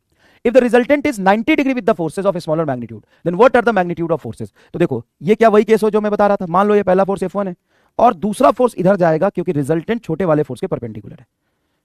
आर बोल देता हूं इसको, रिजल्टेंट को आर ही बोल देता हूं, या एफ नेट बोल लो, यही कहानी बन रहा है। हाँ सर, अब इस ट्रायंगल ऑफ वेक्टर एडिशन से अगर सोचो, ये पहला वेक्टर तेरा सर, पहला वेक्टर बनाया, दूसरा वेक्टर ये F2 है, दूसरा वेक्टर बनाया सर F2, ये F2 है, ये F1 है, तो ये तुम्हारा रिजल्टेंट आ गया आर। अब उसने रिजल्टेंट की वैल्यू तो 12 बोली है, देखो 12 किसकी वैल्यू बोली? रिजल्टेंट की। और अगर मैं F1 को x मान लूं, इफ F1 इज x माना है, लेट, अगर मैं F1 को x मानता हूं तो F2 कितना हो जाएगा सर? F2 हो जाएगा 18 minus x, x plus F2 बटा 18, तो F2 हो जाएगा 18 माइनस एक्स, तो F1 को x बोल दिया, तो ये हो गया तेरा 18 माइनस एक्स और ये हो गया 12। अब सिंपल पाइथागोरस थ्योरम से क्या मैं कह सकता हूं? एक्स स्क्वायर प्लस 12 का स्क्वायर बराबर 18 माइनस एक्स का होल स्क्वायर, 18 माइनस एक्स का होल स्क्वायर। एक्स स्क्वायर 12 का होल स्क्वायर क्या हो जाएगा? 144 बराबर 18 का होल स्क्वायर कितना होगा बेटा? 289 नहीं, 18 गुना 18 कर लेना, 8 64 के 4 हासिल 1, 324 आ जाएगा। 64 के 4 हासिल 1, 8 1 9, ठीक है, नहीं 8 64 के 4 हासिल 6, 8 6 14, 144, और ये सीधा आएगा 18, तो 4 8 4 12, 2 हासिल 1, 324, 324, ठीक है ना, कोई बात नहीं, plus x square minus 2 into 18 into x, यही करोगे, यही करोगे। अब यहां से देखो, एक्स स्क्वायर से एक्स स्क्वायर कैंसिल, इसको इधर ले जाओ, तो 36x बराबर 324 माइनस 144, तो 324 4 से 4 जाएगा 0, और 12 में से 4 जाएगा 8, और 2 में से 1 जाएगा 180 आ रहा है, 180 बराबर 36x। अगर 2 से काटोगे इधर 18, 2 से काटोगे इधर 90, 18 5 90, तो x बराबर आ रहा है तेरा 5, x बराबर आ गया 5। अब यहाँ पे वैल्यू पुट कर दे, 18 माइनस 5 बराबर 13, 5 और 13 तुम्हारा क्या होगा? आंसर होगा। 5 और 13 तुम्हारा क्या होगा? आंसर होगा। ले देख आराम से, क्या लगाया? Pythagoras theorem. क्या लगाया है? Pythagoras theorem. हमने पहले क्या किया कि ये बोला पहला वेक्टर है, ये दूसरा वेक्टर, ये रिजल्टेंट है, तो हमारा पहला वेक्टर जहां खत्म हो रहा था, पहला वेक्टर हमारा जहां खत्म हो रहा था, वहीं से हमने दूसरा शुरू कर लिया, वहीं से हमने क्या शुरू कर लिया? दूसरा शुरू कर लिया। पहले के टेल से दूसरे के हेड को मिला दे रिजल्टेंट। अब हमें दिख रहा है कि ये राइट एंगल ट्रायंगल जैसा बन रहा है, इसके लेंथ को मैग्नीट्यूड बोलेंगे x, तो ये हो गया तुम्हारा 18 माइनस एक्स और ये तुम्हारा हो गया 12। सिंपल है, 18 माइनस एक्स और ये 12। बताओ समझ में आया? समझ में आया? हाँ वो इंपॉर्टेंट पाइथागोरस बताया था, लेकिन मैं ये नहीं चाहता हूं कि तुम रट के काम करो, तुम सॉल्व करके ही काम करो, तुम सॉल्व करके ही काम करो। समझ में आया? ये वाला कंसेप्ट है, इसको लिख लो कि if resultant of two vector is perpendicular to one of the vector, तो कैसे हम डील करते हैं, कैसे हम उसको क्या करते हैं? डील करते हैं। कैसे डील करते हैं उसको? कैसे डील करते हैं? तो देखो बेटा, रिजल्टेंट वेक्टर है तुम्हारा ए वेक्टर प्लस बी वेक्टर, तो दो तरीका है डील करने का। एक तो डायरेक्टली तुम बी का दो कंपोनेंट ले लो, ये इससे कैंसिल हो जाएगा, ये आ जाएगा, ऐसे भी कर सकते हैं, या पाइथागोरस थ्योरम से भी कर सकते हैं, ठीक है, या पाइथागोरस थ्योरम से कर सकते हैं। इसी पर एक सवाल और कराऊं, इसी पर एक सवाल और कराऊं, इजी हो गया एकदम, ये आसान लग रहा है, एक सवाल और कराता हूं। If resultant of two vector, if resultant मतलब वेक्टर सम होता है, resultant of two vector of two vector is half of the bigger vector and perpendicular to the smaller vector, perpendicular to a smaller vector, perpendicular to the smaller vector, perpendicular to the smaller vector, then find angle between the vector, angle between the vector. अच्छा एक बात बता, दो method बताया ना, तो इसको तो दो मेथड से करना पड़ेगा। इसके दो मेथड बताया, तो क्या दो मेथड से नहीं करोगे तुम? करना चाहोगे इसको दो मेथड से? फिर थोड़ा अल्फा एंगल के टर्म से निकल जाएगा, थोड़ा टफ हो जाएगा। ये आसान है, पाइथागोरस थ्योरम से कर लो। ये देखो if resultant of two vector is half of the bigger vector and perpendicular to the smaller vector then find angle between the vectors. क्या कह रहा है ये? सर ये कह रहा है कि दो वेक्टर है जिसका resultant perpendicular to the smaller vector है। मान लो ए वेक्टर है, तो ए वेक्टर को हम छोटा वेक्टर माने तो रिजल्टेंट उससे परपेंडिकुलर है। ये कह रहा है resultant of two vector is half of the bigger vector, resultant bigger vector का आधा है and perpendicular to smaller vector. तो इस ए वेक्टर से परपेंडिकुलर है, हाँ सर ए वेक्टर से परपेंडिकुलर है, और दूसरा वेक्टर कोई भी है बी, उसका जो मैग्नीट्यूड है उसका आधा है रिजल्टेंट। यही तो बोला है। तो एंगल बिटवीन द वेक्टर्स बताओ क्या होगा? एंगल बिटवीन द वेक्टर्स बताओ क्या होगा? अब मुझे एंगल निकालना है, वैल्यू नहीं निकालना, एंगल निकालना है। बड़े आराम से कर सकते हो तुम, बड़े आराम से कर सकते हो। सर कैसे? एक बात बताओ, अगर मैं इसको अल्फा एंगल बोलूं तो क्या बी का कंपोनेंट इधर बी कॉस अल्फा आएगा? हाँ सर बी कॉस अल्फा आएगा। अब बी कॉस अल्फा में रिजल्टेंट तुमको क्या बोला है? Resultant of two vector is half of the bigger vector. Obviously बात है, ये स्मॉलर है ये बिगर है, तभी देखो बिगर से कम एंगल बना है, स्मॉलर से 90 एंगल बना है। अच्छा यही डायग्राम बोलो और तुमसे पूछो ए और बी में कौन बड़ा है, तो जो बड़ा है उससे कम एंगल बनेगा, तो रिजल्टेंट बड़े के पास है। ठीक है, रिजल्टेंट की वैल्यू बोला है कि जो बड़ा वेक्टर उसका आधा है, मतलब b/2। ये तो गिवन है, r बराबर b/2, ये तो गिवन है क्वेश्चन में, गिवन इन क्वेश्चन कि जो रिजल्टेंट b/2 है, तो रिजल्टेंट को मैंने b/2 लिखा, तो b cos अल्फा बराबर b/2, तो b से b कट गया, सीधा cos अल्फा तुम्हारा आ गया हाफ। cos थीटा की वैल्यू हाफ कब होती है? जब थीटा तुम्हारा क्या हो? 60 डिग्री हो। तो ये 60 डिग्री आ गया। हाँ, तो टोटल एंगल ए और बी का टेल यहां मिल रहा है। Total angle between A and B, A and B का एंगल क्या होगा? ए एंड बी के बीच का एंगल क्या होगा? बीच का एंगल क्या होगा? तो ए एंड बी के बीच का एंगल, दोनों का टेल मिलाने के बाद ये जो पूरा बन रहा है 90 प्लस अल्फा, 90 प्लस अल्फा बराबर 90 प्लस 60 बराबर 150 डिग्री। आंसर खत्म। कितने लाइन का सवाल है बताओ? 2 लाइन का। इसका आंसर देखोगे, कैलकुलेशन देखोगे, दिमाग खराब हो जाएगा। देखो यही काम आया कि नहीं आया? देखो ये काम आया कि नहीं है? तो देखो अगर तुम्हें एंगल निकालने की बारी हो तो सीधा यहां से कर लो। ये अल्फा मानो, इस अल्फा का ऊपर कंपोनेंट पीछे कंपोनेंट, ये इसको कैंसिल करेगा, ये सीधा ऐसे जाएगा, खत्म, सीधा एंगल आ जाएगा। और वैल्यू निकालना हो तो पाइथागोरस से अच्छा हो पी। और परपेंडिकुलर में यही 2 सवाल बनते हैं, और यही 2 सवाल कहते हैं कि एकदम लेवल अप है, आईटी वाला टाइप, एकदम डन डनाडन, खत्म। लो भैया आईटी टाइप खत्म। मुश्किल सवाल मानते हैं इसको बेटा, जो तूने 1 सेकंड में ऐसे कंपोनेंट लेके कर लिए, मुश्किल सवाल मानते हैं। इस सवाल को कहते हैं भारी हो गए लोग, और पूरा लेंथी कैलकुलेशन से करते हैं। देख लेना गूगल पे सॉल्यूशन इसका। If resultant of two vector is half of the bigger vector and perpendicular to the smaller vector, then find angle between the vectors. तो resultant of two vector is half of the bigger vector, तो जो resultant है वो बिगर vector का आधा है, तो r बराबर b/2 ये हमको दिया हुआ है, गिवन इन क्वेश्चन में है, एंड रिजल्टेंट a के परपेंडिकुलर है। अच्छा मैं बोलूं a और b में से बिगर कौन है, कैसे पहचानो? तो जिधर से एंगल कम बन रहा है, देखो अल्फा ही बन रहा है, इधर तो 90 बना रहा है, ये तो 90 है, तो 90 ज्यादा एंगल है, अल्फा कम है, तो कम एंगल बड़े वेक्टर से बनता है, तो ये b बड़ा है, b का आधा ही है इधर, तो अल्फा लिया, अल्फा से कंपोनेंट ले लिया। समझ में आ गया? समझ में आ गया? ये चीज समझ में आ गया? चलो ये देखो, सबसे पहले ये देखो, मजा आ जाएगा इसमें। ये क्या है? Resultant of two vector must be in the plane of two vector. बताओ ट्रू है कि फॉल्स है? 100% ट्रू है, 100% ट्रू है। समझो इसको कैसे, जब हम दो वेक्टर का सम निकालते हैं तो उसका रिजल्टेंट उसी दोनों वेक्टर के प्लेन में आता है। कैसे? मान लो ये तेरा वेक्टर है ए, ये तेरा वेक्टर है बी, ये अनइक्वल और इक्वल वेक्टर अभी हम समझेंगे, पहले ये समझ लेते हैं। मान लो ये वेक्टर ए और ये वेक्टर बी, तो इसका रिजल्टेंट क्या इधर जा सकता है? अरे भाई अगर मैं फोर्स से एक फोर्स इधर लगा, एक फोर्स इधर लगा, तो दोनों का सम बाहर कैसे आ जाएगा? दोनों का सम इसी प्लेन में रहेगा। मतलब ये जो प्लेन है दोनों का रिजल्टेंट इसी प्लेन में रहेगा, ना थोड़ा सा ऊपर ना थोड़ा सा नीचे। जैसे मान लो ये दो वेक्टर है, तो इसका रिजल्टेंट बीच में आया, तो ऐसे घुमाऊंगा तो रिजल्टेंट बीच में रहेगा, प्लेन में ही रहेगा। क्या रहेगा? प्लेन में ही रहेगा, प्लेन में ही रहेगा। समझ में आया? तो resultant of two vector must be in the plane of two vector and between two vector. चलिए, minimum number of unequal vector, unequal vector मतलब इक्वल नहीं है, जैसे 3 है 5 है, 4 है 6 है, 8 है 9 है, can give zero resultant is 2। तो ये बोल रहा है कि minimum number of unequal vector बताओ जो जीरो रिजल्टेंट दे सकता है, उसका नंबर 2 होना चाहिए। मिनिमम नंबर मतलब कितने वेक्टर अनइक्वल होंगे और जीरो रिजल्ट दे सकते हैं, वो 2 होंगे। Number of minimum vectors unequal vectors which can give zero resultant is 2। क्या सही है? नहीं। अगर मान लो minimum number of unequal vector कह रहा है, which can give a zero resultant is 2। क्या दो वेक्टर अनइक्वल है जीरो रिजल्ट दे सकते हैं? कभी भी नहीं दे सकते। एग्जाम्पल के लिए अगर मान लो ए वेक्टर है मेरा 4 और बी वेक्टर है मेरा 6, कितने एंगल पे जोड़ो कि जीरो रिजल्ट दे दे? बताओ कितने एंगल पे ऐड करूं कि जीरो रिजल्ट दे दे? बताओ कितने एंगल पे ऐड करूं, एंगल पर ऐड करूं, ऐड करूं करूं कि जीरो रिजल्ट दे दे, जीरो रिजल्ट दे दे, रिजल्ट दे दे? बताओ कितने एंगल पे ऐड करूं?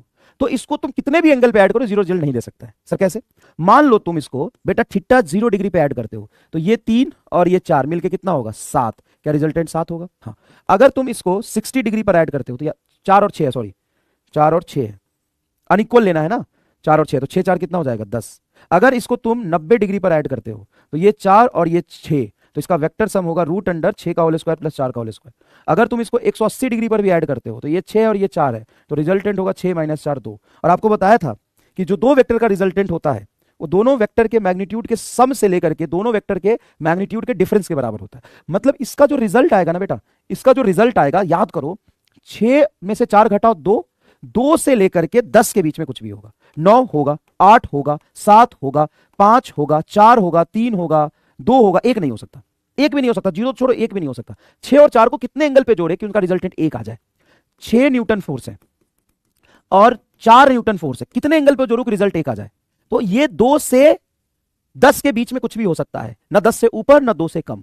फील आया इस बात का? फील आया इस बात का? तो दो अगर वेक्टर है अनइक्वल मैग्नीट्यूड का, अगर मैं उसको जोड़ रहा हूं तो कितने डिग्री पर जीरो रिजल्ट देगा? Not possible, not possible to give zero result. तो इसका आंसर कितना होना चाहिए? कितने मिनिमम नंबर ऑफ वेक्टर्स को जोड़ू जो रिजल्ट जीरो दे दे, वो आने चाहिए। अनइक्वल वेक्टर है तो 3 आने चाहिए।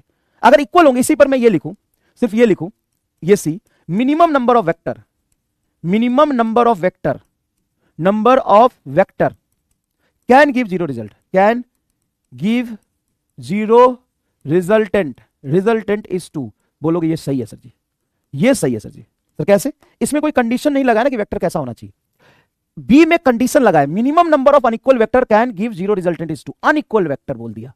अनइक्वल वेक्टर मतलब वेक्टर का मैग्नीट्यूड सेम नहीं है। अगर वेक्टर का मैग्नीट्यूड सेम नहीं है, अब उसको हम जोड़ रहे हैं तो दो वेक्टर है तो जीरो रिजल्टेंट नहीं देगा, ये फॉल्स है।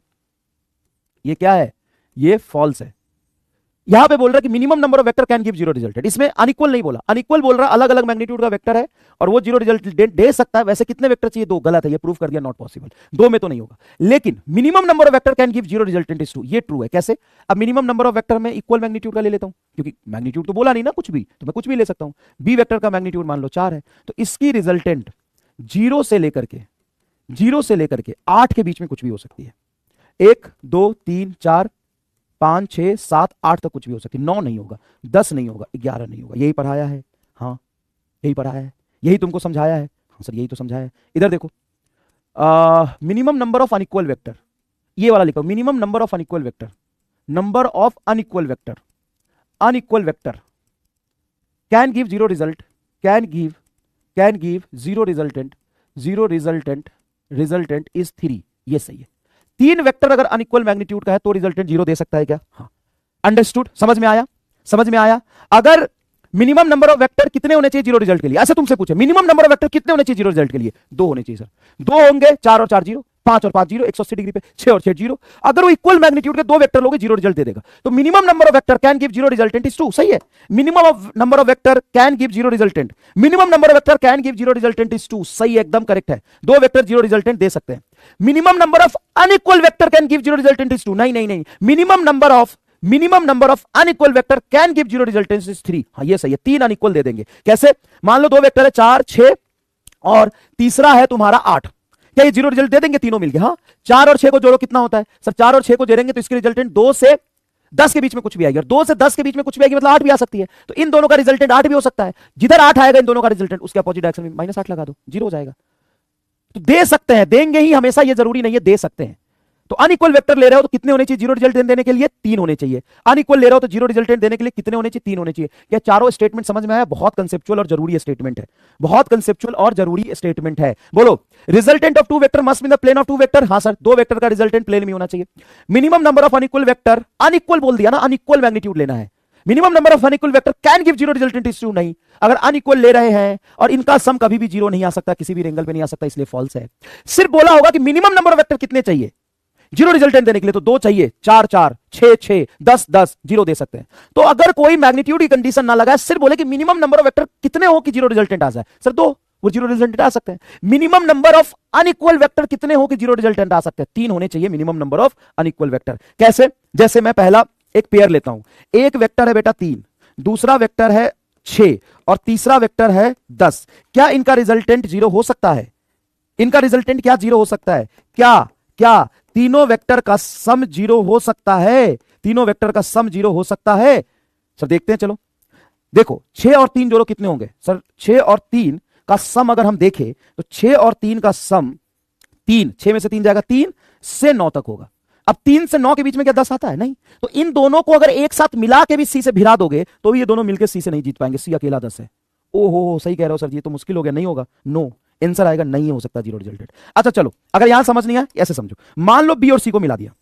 अब बी और सी को मैंने मिला दिया, भाई ये दोनों भाई भाई मिल गए, तो इसका रिजल्टेंट जो होगा 16 से 4 के बीच में कुछ भी आ सकता है।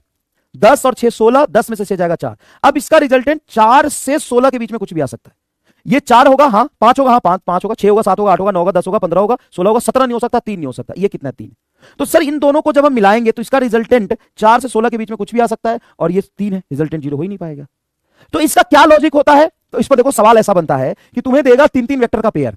अब किसमें रिजल्ट जीरो होगा, किसमें रिजल्ट जीरो नहीं हुआ, वो बताना होगा। जैसे मैंने तुम्हें होमवर्क दिया था, इसके लिए ये सीखना जरूरी था। तो इस सवाल तुमसे नहीं हुआ तो इसमें तेरी गलती है क्या? नहीं, मेरी गलती है, मैंने ये नहीं बताया तुम्हें अभी।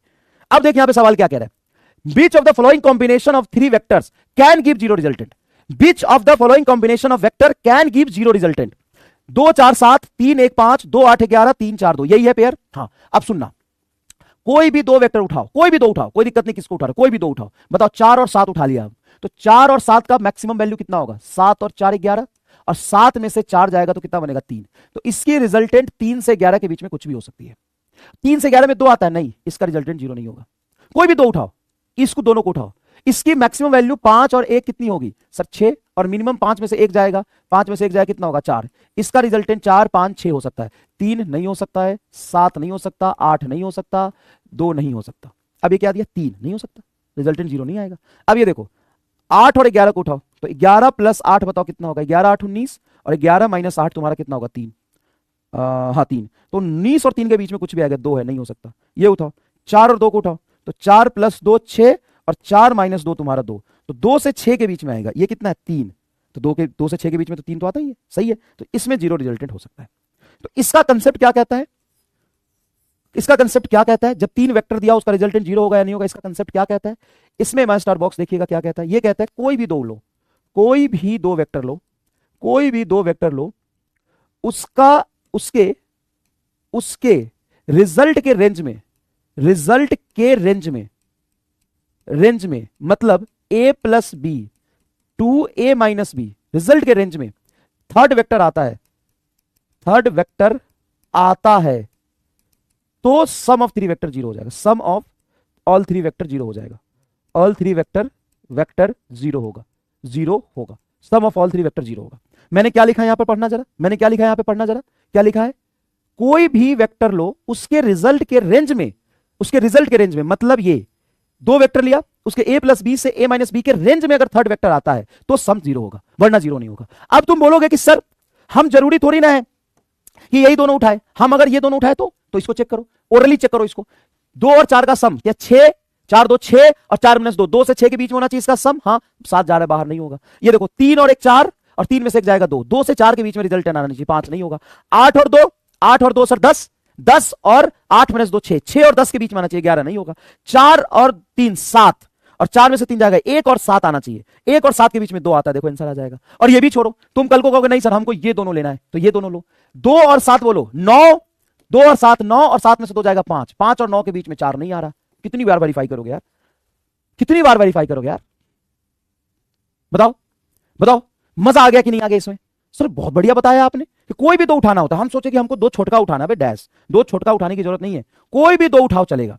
मैंने क्या बोला? कोई भी 2 वेक्टर लो, कोई भी वेक्टर लो, उसका रिजल्ट, कोई भी 2 वेक्टर लो, सॉरी कोई भी 2 वेक्टर लो, कोई भी 2 वेक्टर लो, सॉरी यार सॉरी प्रिंटिंग मिस्टेक हो गया थोड़ा सा। कोई भी 2 वेक्टर लो, उसके रिजल्ट के रेंज में a प्लस बी और a माइनस बी के रेंज में अगर थर्ड वेक्टर आता है तो sum of all 3 vector zero होगा। क्या बोला मैंने? फिर से लिख देता हूं, फिर से लिख देता हूं। कोई भी कोई भी दो वेक्टर लो, उसके सम के रेंज में, उसके रिजल्टेंट के रेंज में, उसके रिजल्टेंट के रेंज, उसका रिजल्टेंट का रेंज क्या होता है? उसका रिजल्टेंट का रेंज होता है a माइनस बी से लेकर के a प्लस बी, उसके रिजल्ट के रेंज में थर्ड वेक्टर आया तो sum of all three zero हो सकता है, sum of all three vector zero हो सकता है, थ्री वेक्टर जीरो हो सकता है। अगर उन दोनों के सम के रेंज में तीसरा नहीं आया तो sum of three vector zero नहीं होगा। क्या लिखा है? कोई भी दो वेक्टर लो, उसके रिजल्ट के रेंज में थर्ड वेक्टर आया तो sum of all three vector zero हो सकता है। ठीक है, समझ में आया क्या? ये चीज एकदम क्लियर बैठ रही है? यहां देखो, बहुत सुंदर सवाल है। Three vector each of magnitude A are acting at a point such that, एक ही पॉइंट पे लग रहा है, such that angle between any two consecutive vector in a same plane is 60 degree, then magnitude of their resultant is. सवाल को ढंग से एक बार पढ़ना, रफ में सॉल्व करना, इसको अच्छे से समझना क्या कह रहे हैं। थ्री वेक्टर, तीन वेक्टर है, ईच ऑफ मैग्नीट्यूड ए, सबका मैग्नीट्यूड ए है, are acting at a point such that angle between any two consecutive vector is in same plane is 60 degree. कह रहा है कि थ्री वेक्टर है, सबका मैग्नीट्यूड ए है और तीनों ही एक ही पॉइंट पे एक ही प्लेन में लग रहे हैं, देखो एक ही पॉइंट पर एक ही प्लेन में तीनों वेक्टर लग रहे हैं, किसी भी दो वेक्टर के बीच में एंगल 60 डिग्री है और उनका मैग्नीट्यूड ए और ए है। अब सोचो, अब बच्चा सोचता है कि सर आपने ट्रायंगल लॉ में तो दो ही वेक्टर को ऐड करना सिखाया था, यहाँ पे तो तीन वेक्टर है, तो घबराना क्यों है? आप क्या करिए, सिंपल पहले ये वेक्टर और ये वेक्टर को ऐड करिए। बताइए क्या इसका दोनों का मैग्नीट्यूड ए और ए है? हाँ, इन दोनों के बीच एंगल कितना होगा? Sir 120 degree. दो वेक्टर को 120 डिग्री पर जब जोड़ते हो तो रिजल्टेंट क्या उतना ही रह सकता है, two equal vector at 120 degree, then result will be equal to magnitude of vector, result will be equal to magnitude of vector. जल्दी बताओ, result will be equal to magnitude of vector. देखो ये vector A, अब इन दोनों का result बोलो क्या होगा? Two vector at 120 degree, two equal vector at 120 degree. जब दो इक्वल वेक्टर 120 डिग्री पे हो तो result will be equal to magnitude of vector. तो ए और ए का सम एक्जैक्टली बीच में आएगा। देखो टोटल एंगल कितना है? 120 डिग्री पर ए और ए का सम एक्जैक्टली बीच में आएगा और ए ही रहेगा। तो आप क्या कह रहे हो कि ये और ये ए जोड़ के ए बना और ये ए दोनों पैरेलल हो गया, ये तो दोनों पैरेलल हो गया, तो इस ए और ए का 0 डिग्री पे नेट रिजल्टेंट क्या आ जाएगा? 2a आ जाएगा। बोलो कैसा लगा सवाल? बोलो कैसा लगा सवाल? मजा आया सवाल करके? क्या है थोड़ा और ट्रायंगल ऑफ वेक्टर एडिशन क्या जहन में बैठ रही है? क्या ट्रायंगल ऑफ वेक्टर एडिशन खून में उतरा? Three vector each of magnitude A are acting at a point such that angle between any two consecutive vectors in a same plane is 60 degree, then magnitude of their resultant is, हम जानते हैं equal vector at 120 degree, then result will be equal to magnitude of vector. A और A का magnitude same 120 पर ए का 120 पे सम ए आएगा। हाँ सर, कहां आएगा वो? सर दोनों के बीच में। अब इसके और इसके बीच में तो 60 पे ही आएगा। ये 60 पर पहले से ए था और इधर भी आ गया बीच में एक ए, तो ए और ए पैरेलल हो गया, इसका रिजल्टेंट 2a हो गया। बताओ मजा आया? क्या इस सवाल में फील आया? कंसेप्ट दिखा? रिपीट करूं? डाउट है? क्या डाउट है बताओ? इसमें डाउट यही पूछोगे कि ए सर ए कैसे हुआ, ए सर ए कैसे हुआ, यही डाउट पूछोगे। डाउट सर इसको बोलो तो 2 6 8। सर प्लीज रिपीट सर, एक बार और रिपीट कर दो सर प्लीज रिपीट दीजिए। बट सर एंगल के बीच का एंगल 60 है, दूसरे के बीच में भी 60 एंगल हो गया, ये कहां लिखा है? अनुराग जी कह रहे हैं कि सर दो वेक्टर के बीच में एंगल 60 है, वो तो सही है, लेकिन अगले के बीच में 60 है, ये कहां लिखा है? अब मैं अंग्रेजी भी पढ़ाऊं, देख इधर, acting at a point such that angle between any two मतलब कोई भी दो में 60 angle between any two consecutive vector in a same plane is 60 degree. Any two मतलब इसमें हे प्रभु, ये वही लोग हैं, सच में बताना बेटा, तुम वही हो ना जो होमवर्क सॉल्यूशन नहीं देख के आए हो। ये सारी चीजें मैंने वहां करा दिया। एक वेक्टर है ये ए, इसलिए मैं कहता हूं कि क्लास में ज्यादातर क्वेश्चन कराने दो मुझे। ये वेक्टर है दूसरा भी, ये 60 डिग्री है, और ये भी है तुम्हारा तीसरा वेक्टर ए, ये भी 60 डिग्री। कैसे पता चला 60 डिग्री है? तो लिखा है एंगल बिटवीन एनी टू मतलब किसी दो, पहले दो नहीं किसी दो। अब बताओ इस वेक्टर का मैग्नीट्यूड कितना है? सर ए। इस वेक्टर का मैग्नीट्यूड कितना है? सर ए। ये भी ए, दोनों के बीच में एंगल 120 डिग्री पर जब दो वेक्टर को जोड़ते हैं, इन दोनों का सम, मैग्नीट्यूड सेम है, रिजल्टेंट जस्ट बीच में आएगा। 120 का आधा कितना होता है? 60, और ए का सम क्या आ जाएगा? ए। तो ये दोनों तुम्हारा ए वेक्टर और इसका मैग्नीट्यूड ए वेक्टर दोनों पैरेलल हो गए, इन दोनों का रिजल्टेंट तीसरे के पैरेलल आ गया। अब ये तीसरा ए और रिजल्टेंट भी ए और ए का सम क्या आ जाएगा? ए नेट आपका आ जाएगा ए और ए का सम 2a, क्योंकि ये तो पैरेलल हो गया, इसलिए 2a। बताओ क्या डाउट है? अंग्रेजी के भिखारी, बताओ क्या डाउट आया तुमको? इसमें क्या डाउट है बताओ? एनी टू मतलब किसी भी दो के बीच में। सर डी वाले में रिजल्टेंट जीरो नहीं होगा तो फॉल्स आएगा ना।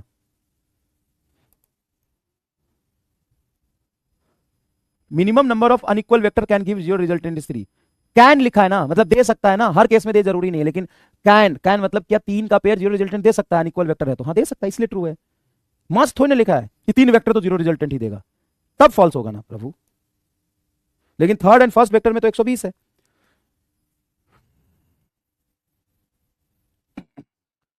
तो मनन आजाद, इसीलिए तो मैं कह रहा हूं कि two equal vector, equal vector मतलब मैग्नीट्यूड से, और 120 पे लग रहा है, then there result will be equal to magnitude of vector. ये कल बताया है।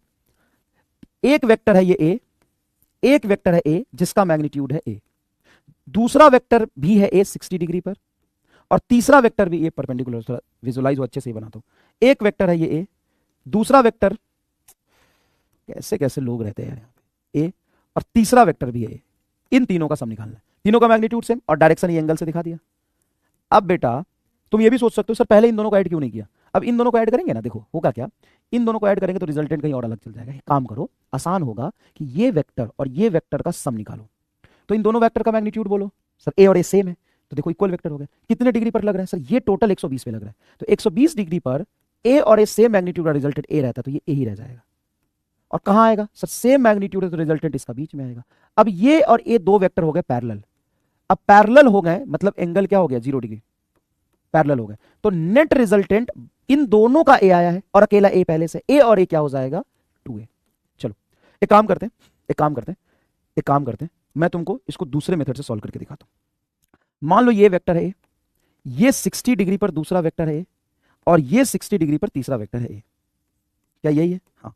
एक काम करते हैं, तुम थोड़ा सा बुर्बक हो ना, अब तुमको असली फिजिक्स में मजा दिलाते। देखो एक बात बताओ, ये ए और ये ए, इन दोनों का सम बताओ क्या होगा? सर ए और ए सेम मैग्नीट्यूड 60 डिग्री पर, सर √3 है। और देखो इन दोनों का रिजल्टेंट जो आएगा एकदम मैग्नीट्यूड से में तो बीच में आएगा, तो क्या ये बनेगा? हाँ सर ये बनेगा सर जी √3 टाइम्स ऑफ ए। बोलो हाँ कि ना? 60 डिग्री पर इन दोनों को हमने जोड़ लिया। अब जैसे 60 डिग्री पर जोड़ा तो क्या ये एंगल तुम्हारा 30 बनेगा? एकदम बीच में आना चाहिए रिजल्टेंट। हाँ सर ऐसे करके दिखाओ तो मजा आ जाएगा सर जी, दिल जिगर टुकड़ा कर देंगे सर जी। तो ये √3 है सर, ये √3 है, यहां से 30 डिग्री, और इस वेक्टर और इस वेक्टर में 60 था, तो क्या ये ए वेक्टर बनेगा और ये एंगल टोटल 90 हो जाएगा? हाँ कि ना? सर ये 60 था और ये 30 है, तो टोटल ये 90 तो हो ही गया। इसमें √3 और ए में 90, हाँ सर ये 90 हो गया। अब तुम नेट रिजल्टेंट निकालोगे तो दो वेक्टर का रिजल्टेंट 90 डिग्री पे कैसे निकालते हैं? सर रूट अंडर इसका मैग्नीट्यूड का होल स्क्वायर प्लस इसका होल स्क्वायर, ए स्क्वायर प्लस √3a का होल स्क्वायर प्लस cos 90 लिखो तो cos 90 जीरो हो जाएगा। यही आएगा, पहले वेक्टर के मैग्नीट्यूड का स्क्वायर प्लस दूसरे वेक्टर का मैग्नीट्यूड का स्क्वायर 90 डिग्री पर। आज भी क्लास में कराया तुम्हें, आज भी क्लास में कराया तुम्हें, रिवीजन कराया था, रिवीजन कराया था, देख रिवीजन कराया था, देख 90 डिग्री पर cos 90 जीरो हो जाता तो ये बचता है A square plus B square का रूट। डायरेक्टली ए स्क्वायर प्लस बी स्क्वायर का रूट बचता है कि नहीं बचता? बता। हाँ सर डायरेक्टली ए स्क्वायर प्लस बी स्क्वायर का रूट बचता है। अब देख ये हो गया तेरा ए स्क्वायर, हाँ सर, प्लस √3 का होल स्क्वायर 3a स्क्वायर। अब ये अंदर आया तेरा 3a square, a square 4a square, root से 4 बाहर गया तो 2 2a। अब बोल हाँ फिजिक्स नंगा कर दूंगा इसको मैं। ले ले, अब अगर थोड़ी भी शर्म बाकी होगी ना तो अब नहीं बोलेगा रिपीट। भाई तुम्हें ये डाउट था ना कि सर हम ऐसे भी तो कर सकते हैं, हम एक काम करते हैं सर, हम इसको और इसको ना जोड़कर हम इन दोनों को जोड़ ले, जोड़ ले।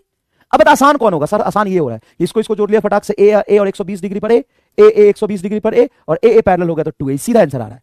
यहां पे क्या हुआ, इसको और इसको जोड़ा हमने, तो ए और ए का सम 60 डिग्री पर होगा √3 और जस्ट बीच में 90, सॉरी ए और ए का सम एक्जैक्टली 60 डिग्री पर ए और ए का सम √3 है, और 60 डिग्री तो एक्जैक्टली बीच में 30 पर आएगा। ये 30 और ये 60, तो टोटल एंगल यहां से हो गया 90। √3a और ए में हो गया 90 डिग्री का एंगल। ले 90 डिग्री का एंगल, 90 डिग्री पर रिजल्टेंट बना दिया। अब बता, अब बता, अब ऊपर वाला आसान लग रहा होगा, मजा आ गया सर। कंजर्वेटिव का मीनिंग ही नहीं समझ। कंजर्वेटिव मतलब कंजर्वेटिव, टेल से टेल कैसे ऐड कर लिया, हेड टेल ऐड होता है सर, वेक्टर को टेल से टेल कैसे ऐड कर लिया। देखो अब ये क्या कर रही है सब, अभी वो हम डायग्राम बनाने के लिए पहला फर्स्ट वेक्टर ड्रॉ करते फिर दूसरा ड्रॉ करते, डायग्राम बनाने के लिए कि रिजल्टेंट कहां जाएगा।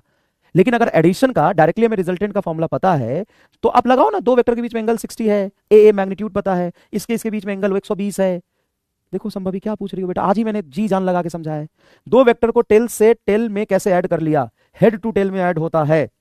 कंट्रोल कंट्रोल देखो ये वेक्टर है तुम्हारा ए, ये वेक्टर है बी, अभी तुम्हें दिया हुआ ए वेक्टर बी वेक्टर, ये एंगल है थीटा। तो भाई इसी में हमने रिजल्टेंट को डिराइव किया है। हम मुझे डायग्राम दिखाना तो मैं बोलूंगा ए जहां खत्म हुआ है वहीं से बी शुरू करो, पहले के हेड से दूसरे को, ये रिजल्टेंट का डायग्राम प्लॉट किया है। बाकी रिजल्ट का डायग्राम प्लॉट करके जो रिजल्टेंट आया था वो ये आया था A square plus B square plus 2ab cos theta, जहां पे ए क्या है, सर फर्स्ट वेक्टर का मैग्नीट्यूड है, सेकंड वेक्टर का मैग्नीट्यूड भी, और दोनों के बीच में एंगल ये थीटा। तो यही रखेंगे ना, वेक्टर तो यही है ना। क्या मुझे इसको टेल को इसके हेड पर रखने से क्या वेक्टर बदल गया? नहीं, ये प्रूफ करने के लिए या डायग्राम प्लॉट करने के लिए हमने ये बनाया था। बाकी दो वेक्टर के बीच में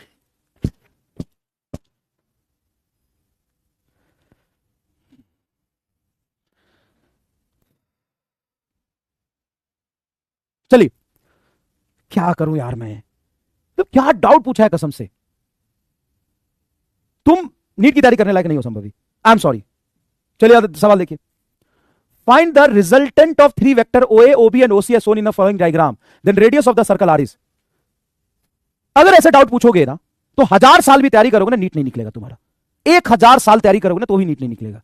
क्या बोल रहे हो, दो वेक्टर कैसे ऐड किया? एक काम कर ये बता, दो वेक्टर कैसे ऐड किया ये बता, दो वेक्टर कैसे ऐड किया, टेल से टेल मिलाया तो दो वेक्टर कैसे ऐड किया? जिस दो वेक्टर को कल हम ऐड कर रहे थे वो खुद ही टेल में टेल मिला हुआ था। ये देख, तो कल हम वेक्टर एडिशन पढ़ा रहे थे तुमको, कल वेक्टर एडिशन पढ़ाया था। चल ये देख, ये वेक्टर क्या है सर, ए वेक्टर, ये वेक्टर क्या, बी वेक्टर, क्या दोनों का टेल से टेल मिल रहा? हाँ दोनों का टेल से टेल मिल रहा, एंगल थीटा। क्या इसी का रिजल्टेंट ये निकाला मैंने? हाँ सर, इसको थोड़ा आगे शिफ्ट करके डायग्राम प्लॉट किया था सर आपने, और वो डायग्राम प्लॉट करके डायग्राम में दिखाता, देखो रिजल्टेंट ऐसे प्लॉट होगा और इसको डिराइव करके लाएंगे तो ये होगा। ये किसका रिजल्ट है? आर बराबर ए रूट अंडर, आर बराबर root under A square plus 2ab plus B square, R बराबर root under A square plus 2ab cos theta plus B square, R बराबर ये जो आ रहा है A square plus B square plus 2ab cos theta. Resultant का magnitude A square plus B square plus 2ab cos theta, किसका magnitude है? ये इसी का तो है, इसी का तो है, दोनों का टेल से टेल मिल रहा है, ये थीटा एंगल है, इसी का तो रिजल्टेंट ड्राइव करके लाया था। किसका रिजल्टेंट ड्राइव करके लाया था बता? 1000 साल तैयारी करना नीट का तू पहले। क्या यार क्या पूछ रहे हो, टेल से टेल में कैसे जोड़ दिया? तो कैसे जोड़ू, वो डायग्राम प्लॉट करूं पूरा, और आज ही मैंने ये कंसेप्ट समझाया था इस सवाल में। कैसे भुकवा बच्चे हैं यार, कैसे ये इसी में आज ही समझाना मैंने तुम्हें कि जब हम दो वेक्टर को ऐड कर रहे हैं तो डायग्राम प्लॉटेड है, ठीक है, ए वेक्टर जहां खत्म हुआ से दूसरा शुरू हुआ तो रिजल्टेंट ही होगा। रिजल्टेंट देखने के लिए सही है एकदम, लेकिन दो वेक्टर F1 और F2 के बीच में 60 डिग्री एंगल सही नहीं है। हम दो को टेल से टेल मिला के एंगल देखते हैं, टेल से टेल मिला के एंगल देखते हैं। हे भगवान, धरती पर आइए, कलयुग आ गया भयंकर। और आज ही मैंने समझाया ना ये चीज, दो वेक्टर का एंगल तो टेल से टेल मिला के देखेंगे, और दो वेक्टर का एंगल मिल गया, दोनों का मैग्नीट्यूड मिल गया, तो रिजल्टेंट का फॉर्मूला लगाओ, रिजल्टेंट का फॉर्मूला लगाओ। अब उसको वेक्टर शिफ्ट करने की जरूरत नहीं पड़ेगी ना, वेक्टर शिफ्ट करने की जरूरत नहीं पड़ेगी। ये देखो, the resultant of three vector OA vector, OB vector, OC vector shown in the following figure, then radius of the circle is, radius of the circle is, the circle is R, then resultant of the vector OA, OB and OC are shown in the following diagram where radius of the circle is R। अच्छा, तीन vector है OA, इसका magnitude बताओ क्या होगा R, इसका magnitude क्या होगा R, इसका मैग्नीट्यूड क्या होगा R। एक बात बताओ, सिंपल सा तीन वेक्टर को सम करना है, OA, OB एंड OC। ये R और AR कितने पर है सर? 90 डिग्री पर। सेम वेक्टर का मैग्नीट्यूड, सेम वेक्टर जिसका मैग्नीट्यूड भी सेम है 90 डिग्री पर होते हैं, तो इन दोनों का रिजल्टेंट क्या ये हो जाएगा √2R। हाँ सर, क्या ये 90 डिग्री पर है दोनों, एकदम बीच में 45 पर रिजल्टेंट आएगा। हाँ, ये दोनों क्या हो गए अब पैरेलल, कौन से दोनों? OB वेक्टर और ये √2R। तो नेट जो रिजल्टेंट होगा क्या √2R प्लस R आएगा। यहां से R चाहो कॉमन निकाल दो तो √2 + 1। कितना ईजी हो गया बता। और ये जो ईजी हुआ है, ये सब बेटा आज जितना हमने माथा पच्ची किया है ना, जितना तुमको डाटा है, जितना समझाया, उसी के वजह से हुआ है। समझ में आया कि नहीं आया? कितने लोगों को समझ में आया कि सर जैसा आपने अभी सवाल कराया था वैसा ही है सर जी। ये तो सर जी देखिए, ये वेक्टर आपका OA हो गया R और ये वेक्टर हो गया R, सबको मारो गोली, ये 90 पर है, 90 डिग्री पर सेम मैग्नीट्यूड के वेक्टर का सम, 90 डिग्री पर सेम मैग्नीट्यूड का वेक्टर का सम सीधा √2R होगा, और वो एकदम बीच में होगा, 90 डिग्री तो एकदम बीच में 45 डिग्री पर होगा सर जी। ये आ गया। हाँ सर, तीसरा वेक्टर जो हमारा है ये OB, वो एक्जैक्टली इसी लाइन में है R, इसी लाइन में R। अब R और √2R क्या ये पैरेलल हो गया, तो नेट रिजल्टेंट जो आएगा वो √2R प्लस R होगा। R कॉमन निकाल दो, ये √2 + 1 तुम्हारा रिजल्ट आ गया। बता चलो इसको पोल करके देख लेते कितने लोग समझ में आया। समझ में आया तो थम्स अप करेगा, नहीं तो थम्स डाउन करेगा। देखो मुझे कैसे पता चलेगा कि तुम कितना सीख रहे हो अगर तुम नहीं बताओगे तो क्लास खत्म होती है तो कमेंट में बताना है कि कितने लोग कितना समझ में आ रहा है। ऐसे ऐसे डाउट पूछ रहे हो तो मुझे तो कुछ नहीं लग रहा है कि क्या समझ में आ रहा होगा। कैसे कैसे सब समझाने के बाद भी ऐसे डाउट पूछ रहे हो, समझाने के बाद सब कुछ अच्छे से फील कराने के बाद ऐसे डाउट पूछ रहे हो।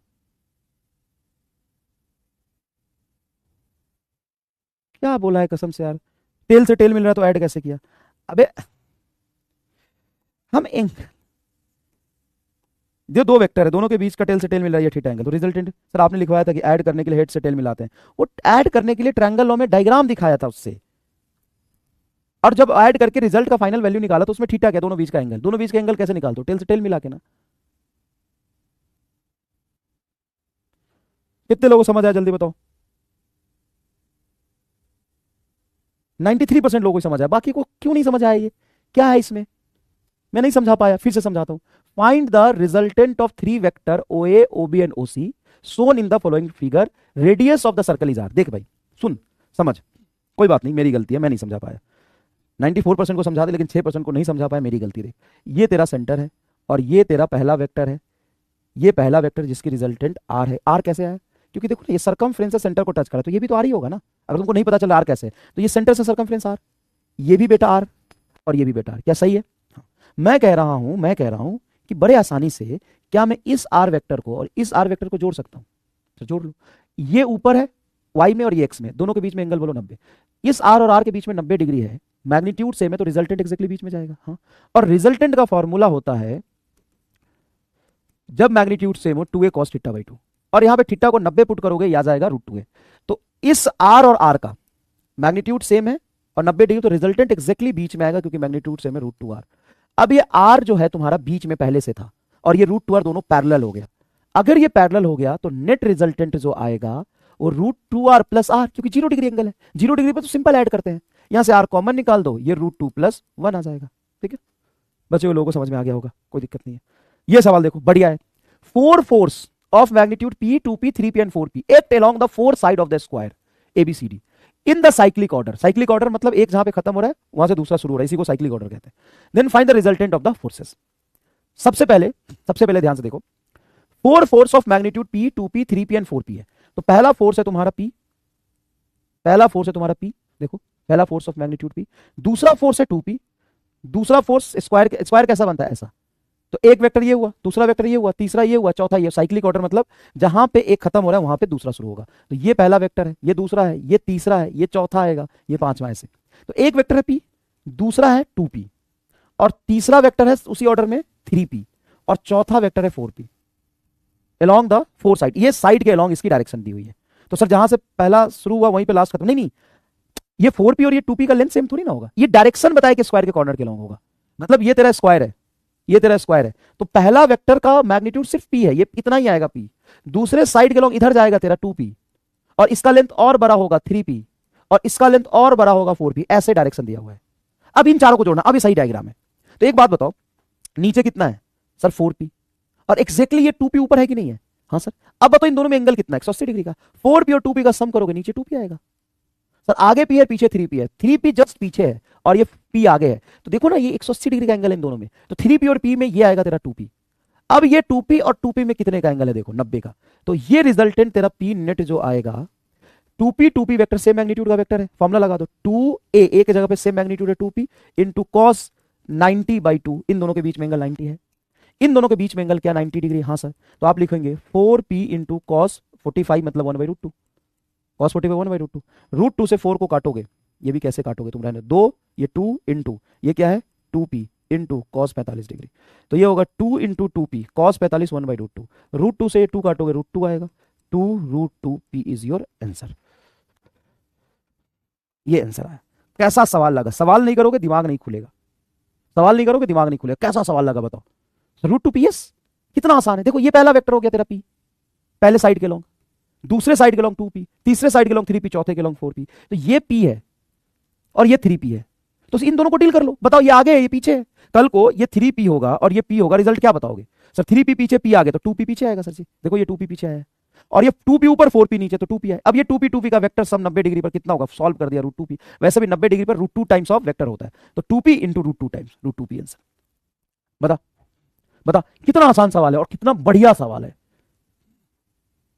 तो ऐसे करना पड़ता है आपको, ऐसे ही फिजिक्स में यूज होंगे, 4 वेक्टर लेंगे। अब ये वेक्टर मान ले, ये हेक्सागन बनाया मैंने, हेक्सागन बनाया मैंने, ठीक है, देखो हेक्सागन बनाया मैंने, हेक्सागन का सेंटर है, थोड़ा सा अजीब सा बन गया ये, मैं फिर बनाता हूं।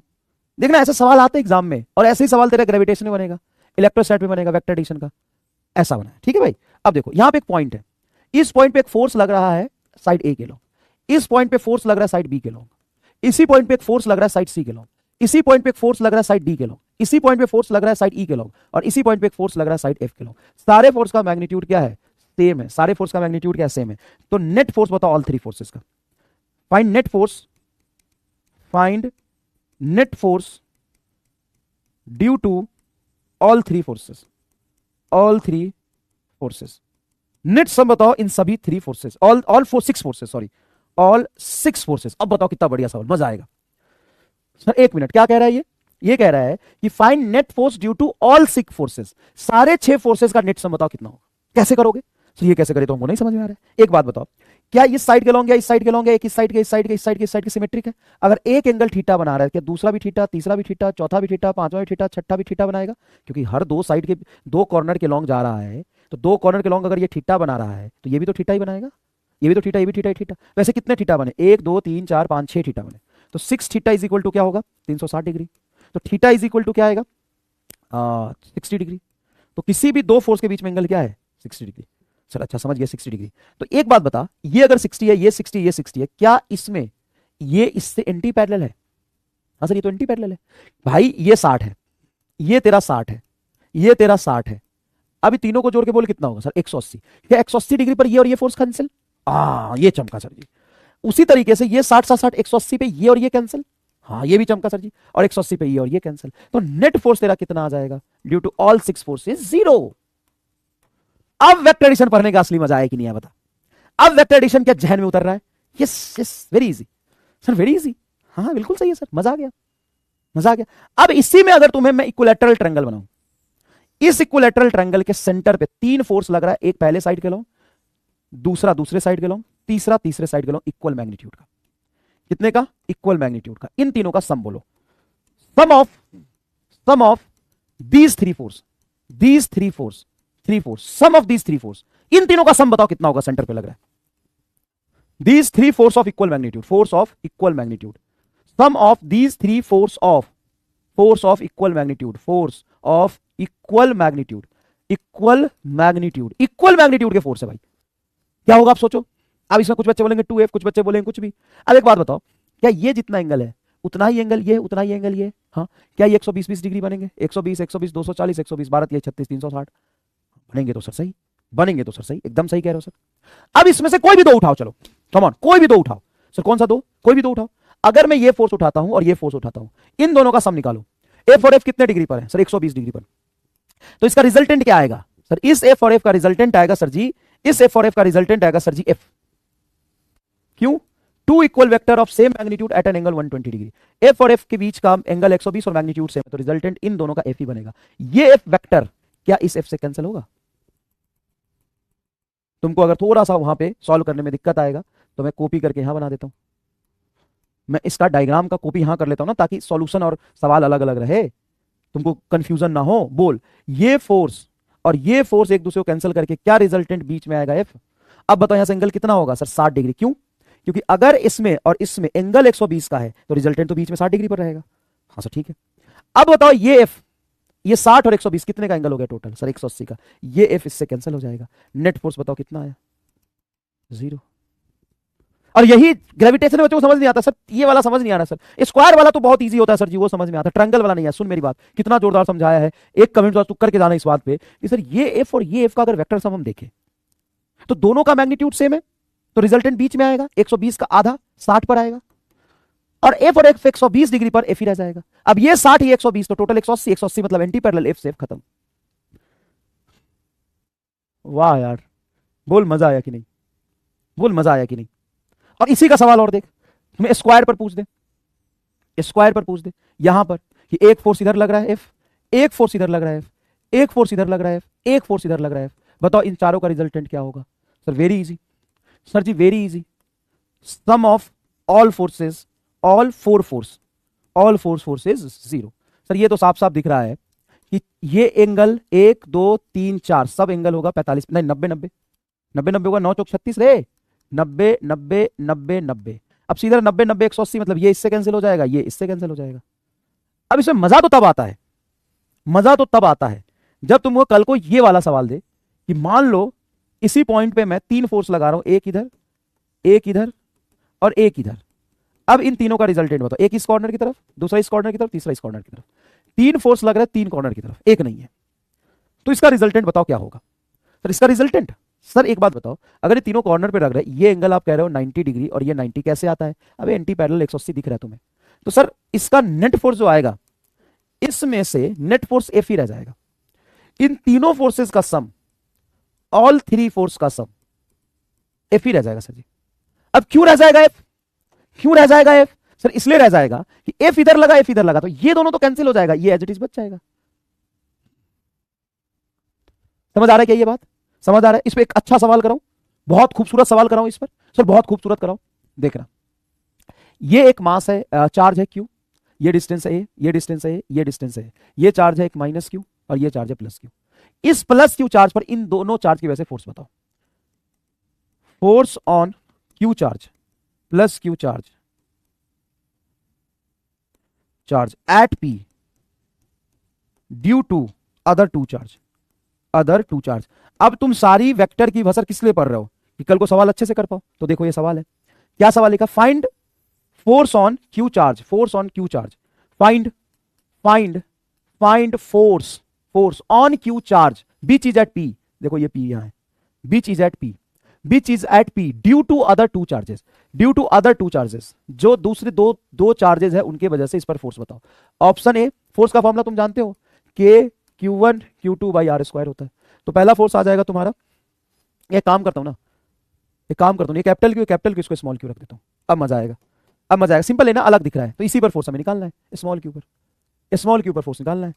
चलो तो पहला आ जाएगा √3 के capital Q small Q by A square, दूसरा आ जाएगा के capital Q by Q small, दो फोर्सेस है 2, तीसरा आ जाएगा के capital Q small Q by A square, चौथा आ जाएगा के capital Q small Q by A square into √2। ये 4 ऑप्शन है, फटाफट बताओ, फटाफट बताओ क्या आ जाएगा। देखो एक फोर्स है, एक चार्ज यहाँ पे क्यू, एक चार्ज यहाँ पे माइनस क्यू और ये है प्लस क्यू, ठीक है। इस क्यू पर ए डिस्टेंस पर ये चार्ज कितना फोर्स लाएगा? फोर्स का फॉर्मूला ये हम जानते हैं, यूज करो इस फॉर्मूले को, के Q1 Q2 by R square, use this, use this, सब लोग जानते हैं इसको, इसको यूज करेंगे बस, सब लोग इसको जानते हैं, सब लोग इसको जानते हैं, यूज करिए, यूज करिए, सब लोग इसको जानते हैं, यूज करिए, बताइए।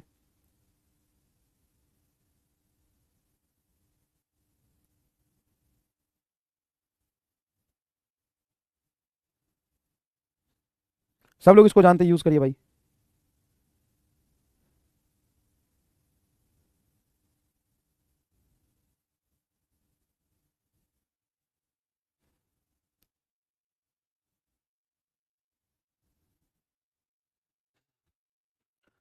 और जिन लोगों को समस्या हो रही है कि हम ज्यादा पढ़ रहे हैं, देखो बेटा, रोज रोज तुम तुम समझने की कोशिश करो, तो मेरे लास्ट ईयर के पीपीटी से ना एक बार इस साल का पीपीटी मिलाना भाई, तुम जिस रफ्तार से चल रहे हो ना। और देखो हमें बहुत ज्यादा पढ़ना पड़ेगा, मैं थोड़ा सा भी रफ्तार बढ़ाता हूँ तुमको हालत खराब हो जाती है। तुम एक बार मेरे पीपीटी और कहीं भी किसी भी बैच के पीपीटी से मिला लेना, उसको देखना, लास्ट ईयर के मेरे पीपीटी से मिलाना, हम एक क्लास में कितना पढ़ते हैं। और नहीं है समझने की क्षमता तो उसको बढ़ाओ, जो समझेगा वही आगे बढ़ेगा, ठीक है ना। कम पढ़ के खुश रह सकते हो, सिलेक्शन नहीं ले सकते, इतना समझो। तो कई बच्चों का मैं कमेंट देखता हूँ, सर बहुत पढ़ा दिया, बहुत कर लिया, तो ऐसे तो नहीं हो पाएगा काम अगर रोते रहोगे। ऑप्शन सी आएगा आंसर। 58% लोग सही कर पाए अभी भी, सिर्फ 58% लोग सही कर पाए अभी भी। जो मेजर गलती कर रहे हो ए कर रहे हैं 23-24% लोग। अबे 24% लोग, 25% लोग ये गलती कर रहे हैं, क्यों? क्योंकि सीधा तूने रट्टा मार के आंसर दिया है, रट्टा मार के आंसर दिया है, आंसर दिया, रट्टा मार के आंसर दिया, तूने देखा ही नहीं कंसेप्ट को। क्या ये प्लस क्यू चार्ज इस प्लस क्यू चार्ज को रिपेल करेगा तो इस डायरेक्शन में फोर्स लगाता है, भाई रिपेल किधर करेगा, इधर थोड़ी धक्का मारेगा, अपने लाइन ज्वाइनिंग के लॉन्ग फोर्स लगाता है, ग्रेविटेशन में पड़ा होगा, तो ये फोर्स होगा तुम्हारा के कैपिटल क्यू स्मॉल क्यू बटा दोनों फोर्स के बीच में डिस्टेंस क्या है, चार्ज के बीच में डिस्टेंस है, ए आएगा। और ये माइनस क्यू इस प्लस क्यू को अट्रैक्ट करेगा, तो एक इधर फोर्स आएगा, ये आएगा तेरा एफ बराबर के कैपिटल क्यू स्मॉल क्यू बटा ए स्क्वायर। अभी माइनस नहीं लिखना क्योंकि फोर्स की डायरेक्शन अट्रैक्शन तो माइनस की वजह से ही आए, तो दो फोर्स है देखो, एक इधर और एक इधर।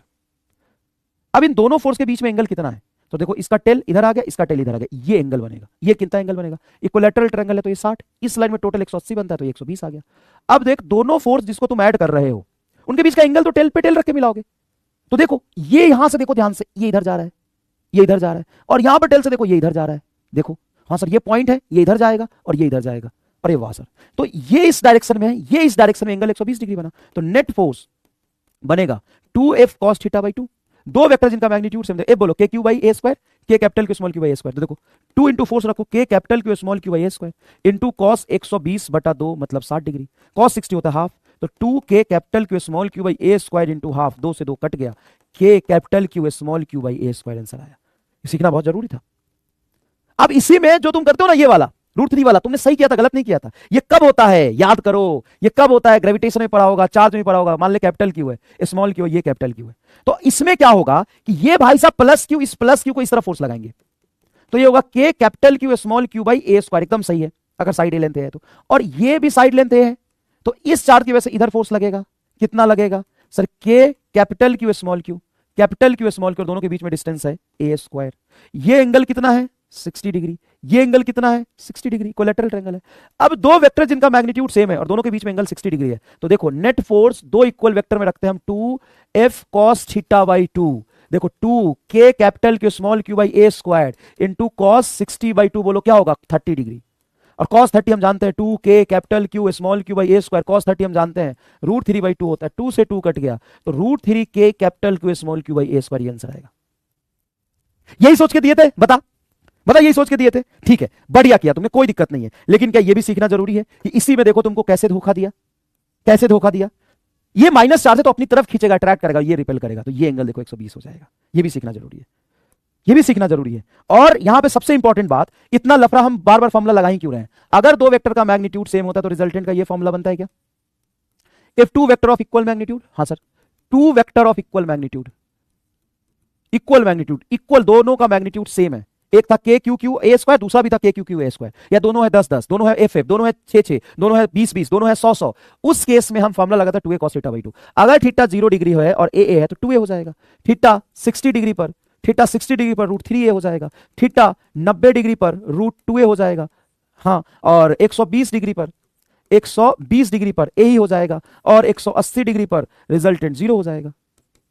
ये हम याद रखेंगे, बताओ ये याद रख लेना चाहिए कि नहीं, क्योंकि बताओ फिजिक्स में, ग्रेविटेशन में, इलेक्ट्रोस्टैट में कहां कहां ये काम नहीं आता, बताओ कहां कहां ये काम नहीं आता, बोलो कहां कहां ये काम नहीं आता, बोलो। अभी तुमने 20 सवाल के उसमें देखो एफ एफ 120 पे था तो इसको ऐसे हम कर लेंगे, 120 पे एफ एफ था तो हम ऐसे कर लेंगे, क्लियर है क्या, कैसे कर लेंगे, तो 0 डिग्री पर रिजल्टेंट 2a, 60 डिग्री पर √3a, ये √2a, ये a और ये 0, 2a cos थीटा बाई 2 से आ जाएगा। बोलो कितनी बार आप इसका यूज आपने किया है, तो अगर आपने इसका यूज किया है इतनी बार तो क्या ये हमें याद रहना चाहिए, क्या हमें ये याद रहना चाहिए, बोलो इतनी बार हमने यूज किया है तो क्या हमें ये याद रहना चाहिए। इधर देखो, the resultant of A vector and V vector makes an angle alpha with A and beta with B, beta with B, then correct option is resultant of A and B makes an alpha with A and beta with B. मान लो एक vector है ए और ये vector है B, तो resultant alpha angle बना रहा है ए से और बीटा एंगल बना रहा है बी से। अब एक बात बताओ, दो वेक्टर है ये, इसका रिजल्टेंट कहीं ना कहीं बीच में आर जाएगा, आर ए से अल्फा एंगल बनाया, आर बी से बीटा एंगल बनाया, then correct option will be, तो ये तुमने किया हुआ है, अल्फा ज्यादा होगा ये कैसे पता हमें, बीटा कम होगा अल्फा ज्यादा होगा ये कैसे पता मुझे, ये भी बराबर होगा ये कैसे पता मुझे, मैग्नीट्यूड नहीं दिया है, लेकिन ये दिए, ये एक ऑप्शन है, बीटा ज्यादा होगा और अल्फा कम होगा, कब, अल्फा एंगल कम कब होता है, जब उसका वेक्टर ज्यादा बड़ा हो, ये ए से एंगल बना रहा है, अगर ए का मैग्नीट्यूड बड़ा है तो ए से एंगल कम बनाएगा, सही है थर्ड ऑप्शन। ये कल ही बताया था तुम्हें कि जिसका मैग्नीट्यूड बड़ा होता है उससे कम एंगल बनाता है, तो ये अल्फा तभी कम होगा बीटा से अगर ए बड़ा हो बी वेक्टर से, ये किससे बड़ा हो, बी वेक्टर से। अगर देखो ये तुम्हारा बी वेक्टर है, ये जो रिजल्टेंट है ये क्या है, रिजल्टेंट है, रिजल्टेंट अगर ए वेक्टर से, रिजल्टेंट अगर ए वेक्टर से अल्फा एंगल बना रहा है और अल्फा कम है, कम तभी होगा ना जब ए बड़ा होगा, देखो ए बड़ा होगा तो देखो अल्फा कम होगा, यही तो डायग्राम खींच खींच के कल मैं समझा रहा था, यही तो डायग्राम खींच खींच के मैं कल समझा रहा था, बोलो ये तो डायग्राम खींच खींच के समझा रहा था। ये देखो which of the following relation of the vector A B and C is correct if C बराबर ए प्लस बी। अगर ए वेक्टर और B vector resultant C vector, तो सही ऑप्शन बताओ क्या होगा। तो तुम्हें यही समझाया था कि जो रिजल्टेंट होता है वो ए माइनस बी से लेकर के ए प्लस बी के बीच आता है। देखो ए माइनस बी सी और ए प्लस बी, तो देखो ए वेक्टर माइनस बी वेक्टर के मैग्नीट्यूड का सम के बराबर भी हो सकता है, बड़ा भी हो सकता है, और ए प्लस बी के मैग्नीट्यूड के सम के बराबर भी हो सकता है, छोटा भी हो सकता है। यही तो बताया था तुम्हें। क्या जो रिजल्टेंट है वो ए वेक्टर से हमेशा बड़ा ही होगा? जरूरी नहीं है। एग्जाम्पल देखना, अगर मैं एक एग्जाम्पल लेता हूं, ए वेक्टर है तुम्हारा 6 मैग्नीट्यूड और बी वेक्टर है तुम्हारा बेटा 7, ठीक है ना, या 9 ले लो, 9। अब ए वेक्टर और बी वेक्टर का जो सम है, ए वेक्टर और बी वेक्टर का जो सम है उसका मैग्नीट्यूड 9 में से 6 जाएगा, 9 में से 6 जाएगा 3, और 9 प्लस 6 तुम्हारा 15। मतलब सोचो कि दो वेक्टर है 9 और 6, इसको हम जब जोड़ रहे हैं तो इसका रिजल्टेंट एंगल डिपेंडेंट होता है। अगर एंगल 0 डिग्री है तो 15 आ जाएगा, और एंगल अगर 180 डिग्री है तो 9 में से 6 3 आएगा। मतलब 6 और 9 का सम 3। अब यह सर्च की बात नहीं है। अगर मान ले कोई फोर्स है, इधर 9 न्यूटन लग रहा है और इधर 3 न्यूटन लग रहा है, दोनों के बीच में 180 डिग्री है, तो नेट फोर्स कितना लगेगा दोनों का सम? ये 9 न्यूटन सर जी, ये 3 न्यूटन सर जी, दोनों को जोड़ रहे हैं सर जी, रिजल्ट निकाल रहे हैं, नेट फोर्स निकाल रहे हैं। 9 में से 3 जाएगा, सॉरी 6 न्यूटन है, सॉरी 6 न्यूटन है, 9 में से 6 जाएगा, 3 बचेगा। तो जो रिजल्ट है वो दोनों वेक्टर से कम हो सकता है। ये क्या कह रहा है कि जो सी है वो ए से ही बड़ा और देखो बी से ही बड़ा है, तो गलत है। और कह रहा है कि बी ए से बड़ा ही होगा, नहीं बराबर भी तो हो सकता है एक 0 डिग्री पर। बोलो समझ में आएगा? तो ऐसा नहीं है कि दो वेक्टर को हम जोड़ते हैं तो उसका रिजल्ट दोनों वेक्टर से बड़ा होगा, नहीं। दो वेक्टर को हम जोड़ते हैं तो उसका रिजल्ट दोनों वेक्टर से बड़ा भी हो सकता है। 15 9 और 6 दोनों से बड़ा है, और दो वेक्टर को हम जोड़ते हैं तो उसका रिजल्ट इनके सम का ऐड कर रहे हैं, 180 डिग्री पे ऐड कर रहे हैं, तो 9 माइनस से 3 भी हो सकता है, 9 माइनस से 3 भी हो सकता है, 9 माइनस से 3 भी हो सकता है। क्लियर है क्या? क्लियर है क्या?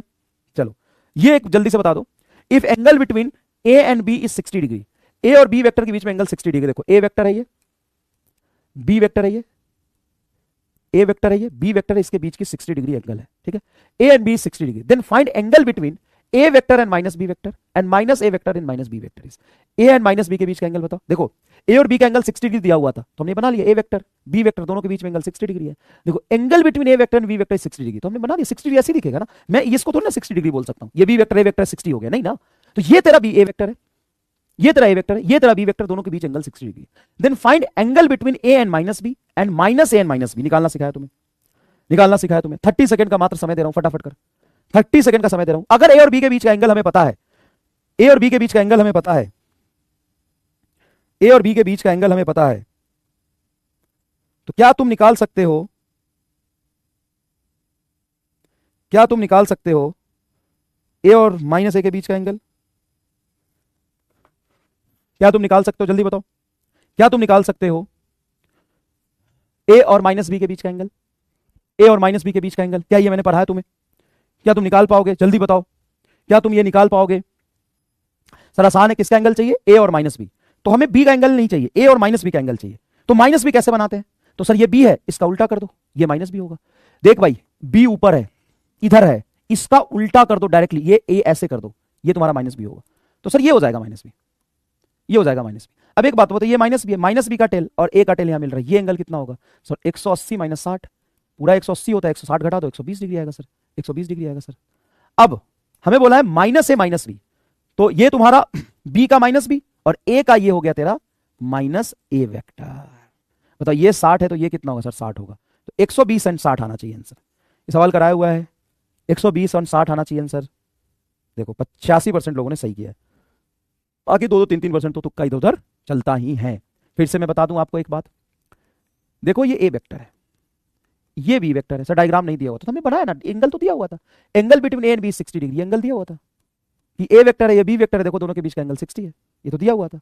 हाँ सर ये दिया हुआ था। अब हमें क्या बोल रहा है कि ए को तो रहने दो, हमें माइनस बी वेक्टर। अच्छा B vector and minus B vector same vector है कि अलग वेक्टर है? ये बताओ। अगर मैं बोलूं कोई बी वेक्टर है मेरे पास और कोई माइनस बी वेक्टर है, ये सेम वेक्टर है कि डिफरेंट वेक्टर है? सेम वेक्टर है कि डिफरेंट वेक्टर है? बताओ। अगर मैं बोलता हूं बी वेक्टर और माइनस बी वेक्टर, तो सेम है कि डिफरेंट है? सर डिफरेंट है। अगर आपका कहीं बी वेक्टर ये है तो माइनस बी वेक्टर ये होगा, अगर बी वेक्टर आपका ये है तो माइनस बी वेक्टर ये होगा, अगर आपका बी वेक्टर ये है, ये आपका बी वेक्टर, तो माइनस बी वेक्टर ये होगा। Minus B vector is a vector which have same magnitude but exactly opposite direction. इसको एक दूसरे का निगेटिव वेक्टर भी बोल सकते हैं। तो ये तरफ बी है, ए और बी, और देखो 60 डिग्री एंगल। अब कह रहे माइनस बी, तो माइनस बी ये होगा, माइनस बी ये होगा। अब इस माइनस बी का साथ देखना है, तो माइनस बी का क्या आ गया यहां पे हेड? अब इसको हम आगे शिफ्ट कर देंगे। क्या अब ये माइनस बी वेक्टर जो है उसका टेल आ गया और ये ए का टेल आ गया, ये एंगल बोलो कितना हो जाएगा सर? 120 डिग्री हो जाएगा। 180 माइनस 60, ये टोटल 180 होता है। 180 minus 60 is equal to 120 degree. बताओ बी, देखो बी का टेल यहां था, बी का टेल इधर जा रहा है।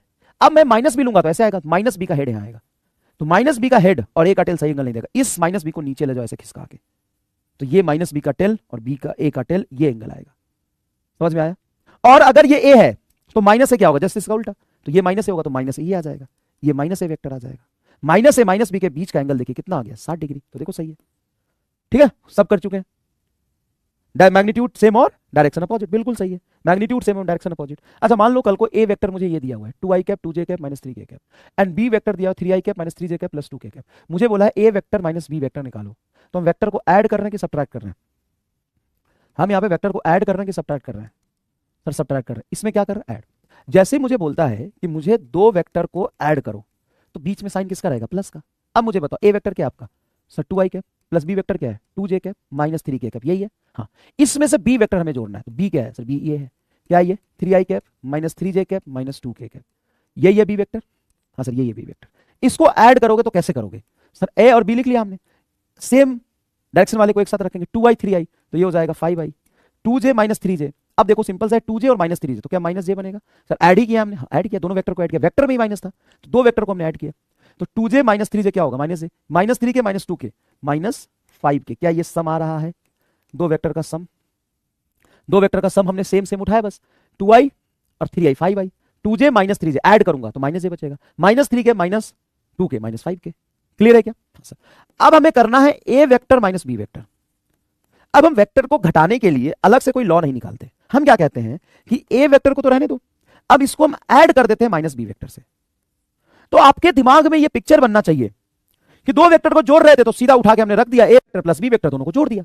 लेकिन दो वेक्टर को हम घटा रहे थे तो जिसको हमने ए रखा है वो रहने दो और उसमें जोड़ दो माइनस बी वेक्टर।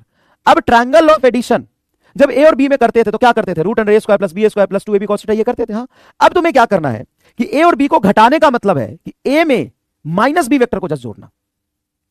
तो हमें क्या करना पड़ेगा? ए वेक्टर बोलो क्या है sir? 2i cap plus 2j cap minus 3k cap, ये ए वेक्टर है, ये ए वेक्टर है। इसमें हम क्या कर रहे हैं? माइनस बी को जोड़ रहे हैं। तो मेरे पास बी क्या था सर? बी ए है, तो माइनस बी वेक्टर रख दो, यहां पे माइनस बी वेक्टर रखो, ये माइनस करके रखो, तो minus 3i cap plus 3j cap, और ये तुम्हारा हो जाएगा, देखो ये माइनस करोगे, ये बी वेक्टर, तो माइनस बी क्या होगा? जस्ट माइनस लगा दो, माइनस माइनस माइनस प्लस, ये भी प्लस, प्लस 2k कैप। क्या ये आएगा? क्या ये आएगा? अब सिंपल ऐड कर दो, 2i माइनस 3i, बताओ क्या होगा? 2i में से 3i जाएगा तो minus i cap, 2j plus 3j plus 5j cap, और माइनस 3k प्लस 2k, तो माइनस 3 में प्लस 2k जोड़ोगे तो माइनस k कैप, ये आएगा, ये आएगा। ये है तुम्हारा ए वेक्टर माइनस बी वेक्टर, देखो ये आएगा। और ये दोनों में कोई रिलेशन नहीं, बड़ा अलग है, देखो ना, ये 5i minus j minus 5k अलग है, माइनस i 5j माइनस के बिल्कुल अलग है। तो क्या मैं ये कह सकता हूं दो वेक्टर को जोड़ना, a प्लस बी, दो वेक्टर को जोड़ना, सिंपल हम एडिशन का जो रूल पढ़ा था वैसे करेंगे। डायग्राम बनाने के लिए भले ही मान लो ये a वेक्टर है और ये b वेक्टर है, तो डायग्राम बनाने के लिए भले ही हम इसको हम आगे ले जाएं, बी वेक्टर को यहां रखें, फिर ए के टेल से बी के हेड को मिला दे, ये रिजल्टेंट आ जाएगा। डायग्राम बनाने के लिए भले हम बी को आगे शिफ्ट करें, लेकिन अगर हम एडिशन कर रहे हैं, ए और बी के टेल यहां मिल रहा है, ये थीटा है, तो इसका जो रिजल्टेंट आएगा इन दोनों के बीच में कहीं आएगा, और रिजल्टेंट की वैल्यू भी root under A square plus B square plus 2ab cos theta होगी। हाँ, तो ये वेक्टर एडिशन हम पहले से जानते हैं और पढ़ चुके हैं। अगर मैं यहां पर तुमको सिंपल सिंपल वेक्टर एडिशन करके एक बार दिखाऊं, सुनना बेटा, घबराना मत, कलम को नीचे रख दो, एक बहुत तगड़ी चीज आने वाली है, बहुत तगड़ी चीज आने वाली है, कलम को नीचे रखो। अगर मैं तुम्हें वेक्टर एडिशन करके दिखाऊं, मैं तुम्हें डायग्राम बना दूं, ये ए वेक्टर है, ठीक है, ये तेरा बी वेक्टर है, और इन दोनों के बीच में एंगल थीटा है। क्या ये दोनों के बीच में एंगल थीटा सही डिफाइन है? हाँ, ए और बी का टेल बन रहा है सर। ए और बी का टेल बन रहा है कि नहीं बन रहा? हाँ सर बन रहा है। क्या बी का हेड है? हाँ है। क्या ए का टेल है? ए का हेड है। क्या दोनों का टेल बन रहा है? दोनों के बीच में एंगल थीटा सही है? हाँ sir, angle between A and B सही है, angle between between A and B सही है। मैं ट्रायंगल लॉ एडिशन के लिए कहता था कि बी को शिफ्ट करो आगे, मैं ट्रायंगल लॉ के लिए कहता था कि बी को आगे शिफ्ट करो, मैं ट्रायंगल लॉ के लिए कहता था बी को आगे शिफ्ट करो। वैसे यहां पे मैं ए और बी को जोड़ रहा हूं, तो ए और बी के बीच में एंगल कितना है सर? थीटा। अच्छा, रिजल्टेंट इसका कहां आएगा? अगर दो वेक्टर को ऐसे मैंने प्लॉट किया तो रिजल्टेंट कहीं ना कहीं इसी के बीच आएगा, जो वेक्टर बना है उसके तरफ थोड़ा आएगा, क्या रिजल्ट आएगा? हाँ सर, ऐसे रिजल्ट लिख सकते हैं। अब इसी रिजल्ट का तो मैग्नीट्यूड मैं तुम्हें बताता था, इसी रिजल्ट का मैग्नीट्यूड मैं तुम्हें बताता था, पहले वेक्टर का मैग्नीट्यूड a का होल स्क्वायर प्लस b का whole square plus 2ab cos theta, बोल बताता था कि नहीं? हाँ सर। सर इसको एक बार ड्रॉ कर दो ना, ले a वेक्टर है, ये क्या है तेरा? a वेक्टर है सर जी। a वेक्टर जहां खत्म वहीं से b बनाओ, तो b वेक्टर जो तुम्हारा था यहां पे एक्स एक्सिस से थीटा एंगल पे था, वी वेक्टर को ये प्लॉट कर दिया, ये सब बी वेक्टर आ गया, पहले के टेल से दूसरे के हेड को मिला, ये रिजल्टेंट है, यही तो रिजल्टेंट बनाया भाई तेरा में, ये तो रिजल्टेंट है देख, ये तो रिजल्टेंट है, यही तो रिजल्टेंट है देख। थोड़ा बड़ा छोटा वो तो डायग्राम मैंने कैसे बनाया, हाथ से बनाया, इसलिए ऐसे हो सकता है। तो ये डायग्राम दिखाने के लिए पहले पहला वेक्टर ड्रॉ किया, जहां पहला खत्म हो रहा है दूसरा ड्रॉ किया, पहले के टेल से रिजल्ट। ये डायग्राम, इसमें कोई फर्क नहीं, सेम ही ए वेक्टर है, सेम ही बी वेक्टर है, और उसी का रिजल्टेंट है ये आर, सेम है, दोनों दोनों सेम है। यहां भी ए और बी के बीच थीटा एंगल है, यहां भी ए और बी के बीच थीटा एंगल है, ये दोनों अलग नहीं है, ये दोनों सेम है। ये डायग्राम लो, ये डायग्राम लो, सेम है, जो रिजल्टेंट है वही यहां है। ये ट्रायंगल लॉ से बस दिखाया है, ये सिंपल दोनों का टेल से टेल है, दोनों के बीच का एंगल थीटा है, रिजल्टेंट बीच में आएगा आर। कितने लोगों को समझ आया? समझ गया बेटा, तेरा दर्द मैं समझ गया, तेरा दर्द मैं समझ गया। तू तू तू मिसअंडरस्टूड कर गया था थोड़ा सा, उसमें से कुछ बच्चे, सारे नहीं, कि सर हम जो ट्रायंगल ऑफ वेक्टर करते हैं उसमें तो आगे पीछे करते हैं, टेल से टेल कैसे ऐड कर दिया? भाई वेक्टर में ही टेल से टेल ऐड कर रहे हैं यहाँ पे, ये टेल है और दोनों का टेल है, दोनों का टेल से टेल के बीच में एंगल बन रहा है थीटा, तो रिजल्टेंट के बीच में होगा आर। इस आर को हम ट्रायंगल लॉ से दिखाएंगे तो ऐसे करेंगे, ट्रायंगल लॉ, ट्रायंगल लॉ से रिप्रेजेंट किया है, लेकिन ये दोनों क्या है, सेम है। समझ में आया? सारे दुख दर्द दूर हो गए, सारे दुख दर्द दूर हो गए। जिनको समझ में आया कमेंट करके बताएंगे क्लास के बाद भी, तभी मुझे पता चलेगा तुमको समझ आ रहा है कि नहीं आ रहा है। ऐसी भोंदू जैसे डाउट पूछते हो यार तुम। अब सुनो, अब मैं वेक्टर सब्ट्रैक्शन अगर करूं, तो वेक्टर सब्ट्रैक्शन तो किसी दो वेक्टर का ही करूंगा ना, वेक्टर सब्ट्रैक्शन तो किसी दो वेक्टर करूंगा। जैसे यहां पे दो वेक्टर लिया, दो वेक्टर को ऐड किया कंपोनेंट मेथड से, दो वेक्टर को हमने सब्ट्रैक्ट किया, तो किसी दो वेक्टर के तो करूंगा, तो यही दो वेक्टर ले लेता हूं, इजी रहेगा। चलो ये दो वेक्टर ले लिया, ये ए वेक्टर, ये ए वेक्टर, और ये आपका रहा बी वेक्टर, और इन दोनों के बीच में एंगल क्या है, थीटा है। तो ठीक है, इन दोनों के बीच में एंगल थीटा है, तो हमें पता है।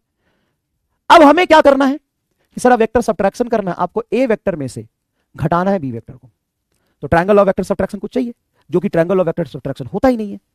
तो सर अब क्या करें?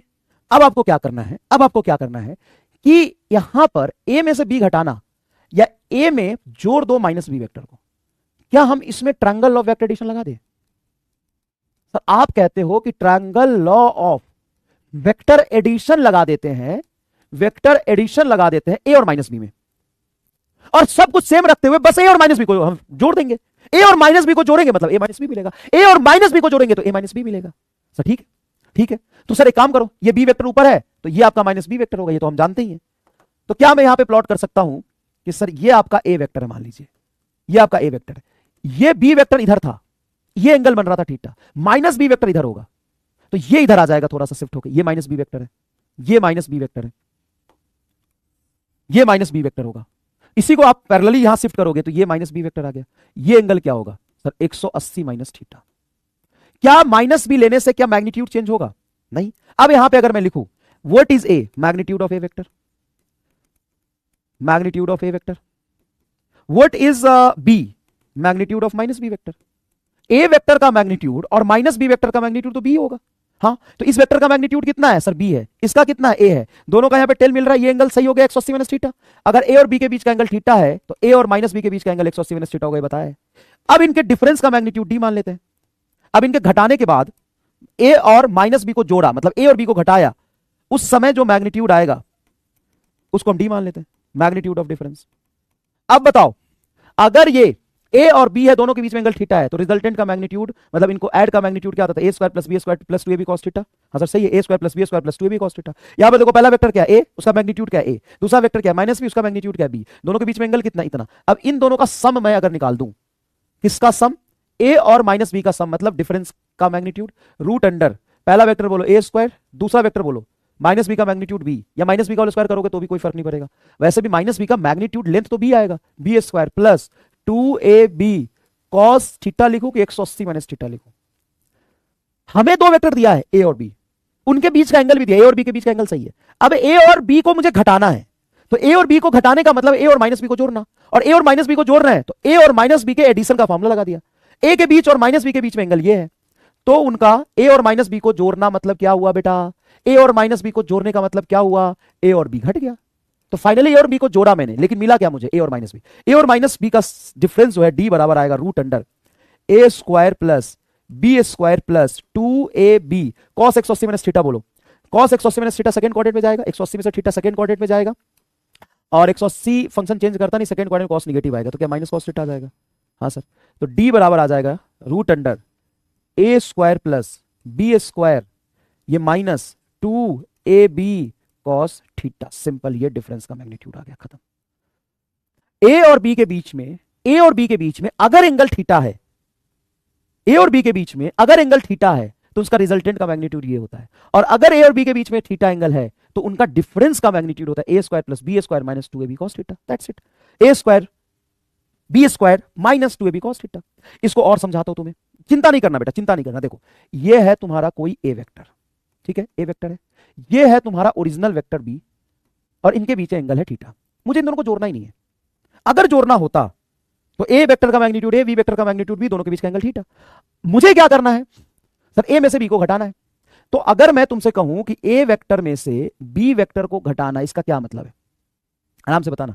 ये इसीलिए तुमको ये सवाल करके दिखाया था यहां पे, इसीलिए सवाल करके दिखाया था। देखो ए प्लस बी को जोड़ना मतलब सिंपल जोड़ना, ए में से बी को घटाना मतलब ए में जोड़ दो माइनस बी वेक्टर को, तो बी का उल्टा लो और उसको जोड़ दो, बी का उल्टा लो उसको जोड़ दो। मतलब मैं कह रहा हूं कि तुम एडिशन रूल लगाओ, A plus of minus B vector, minus B vector, ये तुम्हारा बी वेक्टर है, माइनस बी वेक्टर इधर आएगा, ये आएगा माइनस बी वेक्टर, ये आएगा माइनस बी वेक्टर। तो बताओ ये एंगल कितना हो जाएगा, 180 माइनस थीटा होगा। तो अगर ए और बी के बीच में एंगल थीटा है तो A minus B, A and minus B के बीच में एंगल होगा 180 माइनस थीटा। इसके डिफरेंस का मैग्नीट्यूड आ जाएगा root under A square plus B square minus 2ab cos theta, that's it. अब सर ट्रायंगल लॉ से इसको ऐड कर दो, मुझे ट्रायंगल लॉ लगा के बताओ।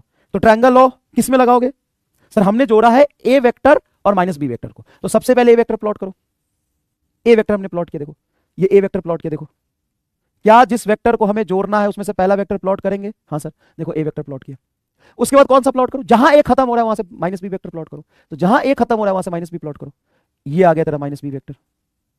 और मुझे क्या करना है, पहला वेक्टर प्लॉट किया, पहला जहां खत्म हो रहा है वहां से दूसरा प्लॉट करो। बी करूं कि माइनस बी करूं, मैं माइनस बी को ऐड कर रहा हूं तो माइनस बी करूंगा। पहले के टेल से दूसरे के हेड को मिला दो, ये रिजल्टेंट आ गया। तो ये रिजल्टेंट किसका है, ए और माइनस बी का, मतलब डिफरेंस का। ये तुम्हारा ए और माइनस बी का रिजल्टेंट है, मतलब ए और माइनस बी को जोड़ा है, ए और माइनस बी को जोड़ के क्या मिल रहा है, ए माइनस बी। तो डिफरेंस हो गया ना ए माइनस बी वेक्टर, ये आया तेरा, ये आया तेरा डिफरेंस वेक्टर। और क्या ए वेक्टर में से तुम बी घटाओ, ये बराबर होगा बी वेक्टर में से ए घटाओ, बराबर होगा, सोच के देखो। नहीं सर ये बराबर नहीं होगा सर, ए प्लस बी और बी प्लस ए तो होता था, ये नहीं होगा। क्यों नहीं होगा, इसलिए नहीं होगा कि ए में से बी को घटाना मतलब माइनस बी को उल्टा करके जोड़ दो, और बी में से ए को घटाना मतलब ए को माइनस करके जोड़ दो। समझ में आया, मैं दूसरा बना लेता हूं, मैं दूसरा बना लेता हूं। पहले हम बी वेक्टर बनाओ सर, बी वेक्टर तो देखो इधर है, ये है बी वेक्टर, तो बना लो बी वेक्टर बना लो सर। बी वेक्टर पहले बना लेते, हाँ बी बना लो, बी वेक्टर पहले बना लेते, बी। और ए अगर आगे है तो माइनस से जस्ट यहां से पीछे होगा, ए अगर ऐसे है तो माइनस से ये होगा, हाँ सर ये माइनस से होगा। अब ये माइनस ए वेक्टर वहीं से शुरू करो जहां पे बी खत्म हुआ, तो पहला वेक्टर बी बनाया, बी से माइनस से शुरू करो, बी से माइनस से शुरू करेंगे, ये माइनस से शुरू किया, ठीक है हाँ सर। अब सोचो ए के टेल से माइनस बी के हेड को मिलाओ, ये क्या मिला सर, ये मिला बी वेक्टर में से ए घटाया है। ओहो, पहले बी वेक्टर बनाया, अब इस बी वेक्टर में से माइनस ए जोड़ो, बी वेक्टर में जोड़ दो माइनस ए, तो तुम्हें क्या मिलेगा भाई, B vector minus A vector तो मिलेगा। तो पहले बी बनाया, बी में से ए घटा दिया, देखो ये है, ए घटा दिया मतलब माइनस से जोड़ दिया, और ये देखो क्या मिला, ये क्या है, A vector minus B vector. अब सोचो सर ए में से बी घटाओ, बी में से ए घटाओ, ज्यादा से ज्यादा माइनस का ही तो फर्क आएगा। हाँ अब देखो एक्चुअल में माइनस का ही फर्क है। अब ध्यान से सोचना, ये इधर जा रहा है बेटा, हाँ सर इधर जा रहा है। अब एक काम करता हूं, इसको कॉपी करता हूं, इसको कॉपी करता हूं और यहां पे रखता हूं। देख ये क्या मिला तुम्हें, ये क्या मिला बताना, ये क्या मिल रहा है तुम्हें, देख इसको यहां रखता हूं, देख ये क्या मिल रहा है, हल्का सा टेढ़ा है, हल्का सा क्योंकि हाथ से प्लॉट किया, क्या मिल रहा है सर, ये रहा ए माइनस बी और ये रहा बी माइनस ए। मतलब सर ऐसा है, मतलब सर इसका डायरेक्शन ही तो अपोजिट हुआ है। देखो ए के टेल से, सॉरी बी के टेल से माइनस ए के हेड को मिला, ये मिला है तुम्हें, हाँ सर ये मिला है। अब इसका डायरेक्शन देखो कहां जा रहा है, इधर जा रहा है, यहां से ऐसे जा रहा है, ये इधर आ रहा है। क्या तुम्हें डायग्राम में दिख गया कि ये इस तरफ है और ये जस्ट उल्टा है, और होना भी चाहिए था। देखो इसका फील आया, होना भी चाहिए था कि ए में से बी घटाऊं और बी में से ए घटाऊं, क्या ये एक्जैक्टली अपोजिट आएगा। अरे यार बेटा यार, एक बात बता, मान ले ए वेक्टर है 2i 3i कैप और बी वेक्टर है 6i कैप, मान ले। अब चल ए में से बी घटा, सर ए वेक्टर में से बी घटाऊं तो ए है 3i माइनस 6j कैप, ये लिखूंगा, बी घटाऊंगा माइनस 6j कैप, तो क्या आएगा, सॉरी माइनस 6i कैप। बता 3i में से 6i जाएगा, माइनस 3i आएगा, हाँ सर। अब बी वेक्टर में से ए घटा, बी बता कितना है, 6i में से 3i घटा, बता क्या आएगा, प्लस 3i। तो देख बी में से, देखो एग्जाम्पल के लिए ले लिया 3i 6i, ए में से बी घटाओ, 3i में से 6i घटाओगे देखो माइनस 3i आएगा, बी में से ए घटाओ, 6i में से 3i घटाओगे देखो माइनस 3i आएगा। डायरेक्शन के साथ ले रहा हूं पूरा। तो ए में से बी घटाया, बी में से ए घटाया, देखो एकदम अपोजिट आया कि नहीं। और सबसे सुंदर बात कि इसका मैग्नीट्यूड लो, इसका मैग्नीट्यूड लो, मैग्नीट्यूड तो दोनों का सेम आएगा, मैग्नीट्यूड तो सेम आएगा। तो मैग्नीट्यूड ऑफ सुनना, magnitude of A vector minus B vector और B vector minus A vector, क्योंकि ए और माइनस बी के बीच का एंगल कितना होता है, यहां पे अगर मैं कल को लिखूं बैठ के, angle between A and B कितना होता है sir theta, and angle between minus A vector and B कितना होगा sir 180 minus theta. Angle between A vector and minus B vector कितना होता है सर 180 माइनस थीटा। अब मान ले ए वेक्टर का मैग्नीट्यूड है और बी का बी, अगर मैं इसको जोड़ूं, सिंपल जोड़ दूं, जोड़ने के बाद हमें माइनस साइन के साथ जोड़ूंगा तो मिलेगा तो बी माइनस ए, अगर मैं इसको जोड़ूं तो बताओ रिजल्टेंट क्या होगा बी माइनस ए का, ये होगा A square plus B square minus 2ab cos theta. इसका मैग्नीट्यूड का ए और माइनस बी का मैग्नीट्यूड का तो डिराइव किया A square plus B square minus 2ab cos theta. तो ए में से बी को घटाओ और बी में से ए को घटाओ, क्या मैग्नीट्यूड सेम मिलेगा, मैग्नीट्यूड सेम मिलेगा। Magnitude of mod of A minus B vector और mod of B minus A vector same है, क्या मैग्नीट्यूड सेम है, जल्दी बताओ क्या मैग्नीट्यूड सेम है। अरे भाई ए और बी के बीच का एंगल थीटा है, तो ए और माइनस बी का ये हुआ, और अगर मान लो ये बी है और ये माइनस ए, तो ये तो 180 माइनस थीटा होगा। ये सेकंड लेक्चर में ही तुम्हें मैंने पीएचडी करा दिया है, सेकंड लेक्चर में पीएचडी करा दिया है। तो दो वेक्टर को घटाने का क्या मतलब होता है सर, दो वेक्टर को घटाने का मतलब होता है कि जिसको आप घटा रहे हो उसको जोड़ दो, अल्टीमेटली वो घट ही जाएगा ना। जिसको घटा रहे हो उसको क्या करो, जोड़ दो, जिसको आप घटा रहे हो उसको माइनस करके जोड़ दो बस। देखो ये ए वेक्टर है और हमें बी वेक्टर पता था, इनके बीच का एंगल थीटा था, घटाना है मुझे बी वेक्टर को, तो ए वेक्टर में माइनस बी जोड़ देंगे, ये देखो ए माइनस बी मिल गया, बी में ए जोड़ माइनस ए जोड़ देंगे, बी में माइनस ए जोड़ देंगे, देखो ये में बी में माइनस से जोड़ दिया, बी में माइनस से जोड़ दिया, देखो बी वेक्टर है इसमें माइनस से प्लॉट करके इसको पहले के टेल से दूसरे कोडिंग में, तो ये डायग्राम बना है, ये डायग्राम बना है, डायग्राम में हमने डिफरेंस का डायरेक्शन देख लिया, मैग्नीट्यूड ये ड्राइव कर दिया। तो बहुत ईजी है, यस बहुत ईजी है, दो वेक्टर को ऐड करना सिंपल है, दो वेक्टर का एडिशन ये होता है, ए और बी के बीच का एंगल थीटा है तो रिजल्टेंट ये आएगा, डायरेक्शन वैसे देख लेंगे। अगर मुझे वेक्टर सब्ट्रैक्शन करना है तो मुझे ए में से बी घटाना है, मतलब ए में माइनस बी जोड़ना है बस, तो माइनस बी करने से मैग्नीट्यूड ऑफ माइनस बी तो बी रहा, हाँ सर, बस ए और माइनस बी के बीच का एंगल हो गया 180 माइनस थीटा, ए और माइनस बी के बीच का एंगल हो गया, angle between A vector and minus B vector is 180 minus theta, ये एंगल हो गया, ये एंगल हो गया बस। तो यहां पे ए और माइनस बी को हम जोड़ रहे हैं, तो A square plus B square plus 2ab cos A और माइनस बी के बीच का एंगल ये, मैग्नीट्यूड बी का और माइनस बी का दोनों का बी रहता है। देखो ये बताया माइनस बी का मैग्नीट्यूड बी का मैग्नीट्यूड बी, तो A square plus B square plus 2ab cos 180 minus theta minus cos theta, ये आंसर आ गया, ये आंसर आ गया। समझ आ रहा है तुम्हें, समझ आ रहा है तुम्हें, समझ आ रहा है तुम्हें। एक बात बता, वेक्टर सब्ट्रैक्शन का रिजल्टेंट था root under A square plus B square plus 2ab cos theta, ये यही डायग्राम है जिसमें वेक्टर ये ए है, ये वेक्टर बी है, ये एंगल थीटा है। इसी डायग्राम में मैं ए और बी का रिजल्टेंट निकालूंगा, ए और बी के वेक्टर सम का रिजल्टेंट निकालूंगा, ए और बी के वेक्टर सम का रिजल्टेंट निकालूंगा, तो रिजल्टेंट आएगा root under A square plus B square plus 2ab cos theta. बोलो हाँ कि ना, हाँ सर आएगा। और इसी में बेटा डिफरेंस निकालू मैं, मतलब ए और माइनस बी को जोड़ू, तो ये आएगा A square plus B square minus 2ab cos theta. अब इसकी वैल्यू तुम 0 डिग्री पर देखो, बताओ क्या आएगा 0 डिग्री पर, सर आर 0 डिग्री पर आएगा ए प्लस बी, और डिफरेंस 0 डिग्री पर क्या आएगा। मान लो 0 डिग्री पर दो वेक्टर है और तुम उसको घटा रहे हो, अब 0 डिग्री पर तुम घटाओगे, तो 0 डिग्री पर घटाओगे मतलब उल्टा करके जोड़ोगे, 180 डिग्री एंगल आ जाएगा। तुम रखो ना यहाँ पे 0 रखो, A square plus B square minus 2ab cos 0 क्या होता है 1, cos 0 1 हो गया, तो A square minus B square minus 2ab मतलब ए माइनस बी का होल स्क्वायर, ये हो जाएगा ए माइनस बी, मतलब दो वेक्टर पैरेलल है, ये ए वेक्टर है और ये बी वेक्टर है। जब तुम इसको जोड़ोगे तो ए वेक्टर बी वेक्टर को जोड़ेगे तो ए प्लस बी मिलेगा 0 डिग्री पर, और ए वेक्टर और बी वेक्टर को घटा रहे हैं 0 डिग्री पर, मतलब है पैरेलल लेकिन इसको हम घटाएंगे। मतलब ऐसे एग्जांपल देखो, ये ऑब्जेक्ट है और इस पर एक फोर्स लग रहा है बेटा 8 न्यूटन का, ये ऑब्जेक्ट है इस पर दूसरा फोर्स लग रहा है तुम्हारा 4 न्यूटन का। अब बोलो दोनों का सम कितना होगा, तो 0 डिग्री पर पैरेलल है दोनों फोर्स, 0 डिग्री माने दोनों फोर्स पैरेलल है, दोनों फोर्स पैरेलल है, 8 और 4 ऐड करेंगे तो 12 होगा। अब मैं कह रहा हूं है तो पैरेलल लेकिन हम उसको घटाना है, तो 8 में से 4 घटा दो, 8 में से 4 आएगा। क्या ये फील आया कि नहीं आया, कमेंट बॉक्स में आग लगा दो अगर फील आया तो, ये फील आया तो बता दो। दो वेक्टर पैरेलल है, जोड़ेंगे तो सिंपल ऐड होगा, हम दो वेक्टर है पैरेलल लेकिन हम घटा रहे हैं, हम उसको घटा रहे हैं, तो घटा रहे हो मतलब ये है पैरेलल लेकिन घटा रहे हैं, मतलब F2 को उल्टा करके जोड़ रहे हैं, ये आएगा। अब देखना चमत्कार, जो असली चीज है वो इसका इंतजार था मुझे, क्या आग लगा देना कमेंट बॉक्स में अगर समझ आया। अगर थीटा 90 है दो वेक्टर के बीच में, तो मान लो ये वेक्टर है ए और ये वेक्टर है बी, इन दोनों के बीच में एंगल 90 डिग्री है, तो इसमें cos 90 रखेंगे तो क्या होगा सर 0, बचेगा क्या, root under A square plus B square. इसमें cos 90 रखेंगे तो क्या हो गया, जीरो, बचेगा क्या, root under A square plus B square. मतलब जब तुम इनको ऐड कर रहे हो तो रिजल्टेंट 90 डिग्री पर आता है A square plus B square, और जब तुम दो वेक्टर है 90 डिग्री एंगल, इनको घटा रहे हो तो भी इनका रिजल्टेंट आता है A square plus B square. ऐसा एंगल जहां पे दो वेक्टर को जोड़ो और घटाओ रिजल्ट सेम मिलता है, वह 90 डिग्री। सर ये कैसे हो सकता है, बिल्कुल हो सकता है, बताओ बताओ, सिंपल सिंपल समझो, सिंपल समझो, सिंपल समझो, सिंपल समझो इस बात को, इसको यहां ले आता हूं,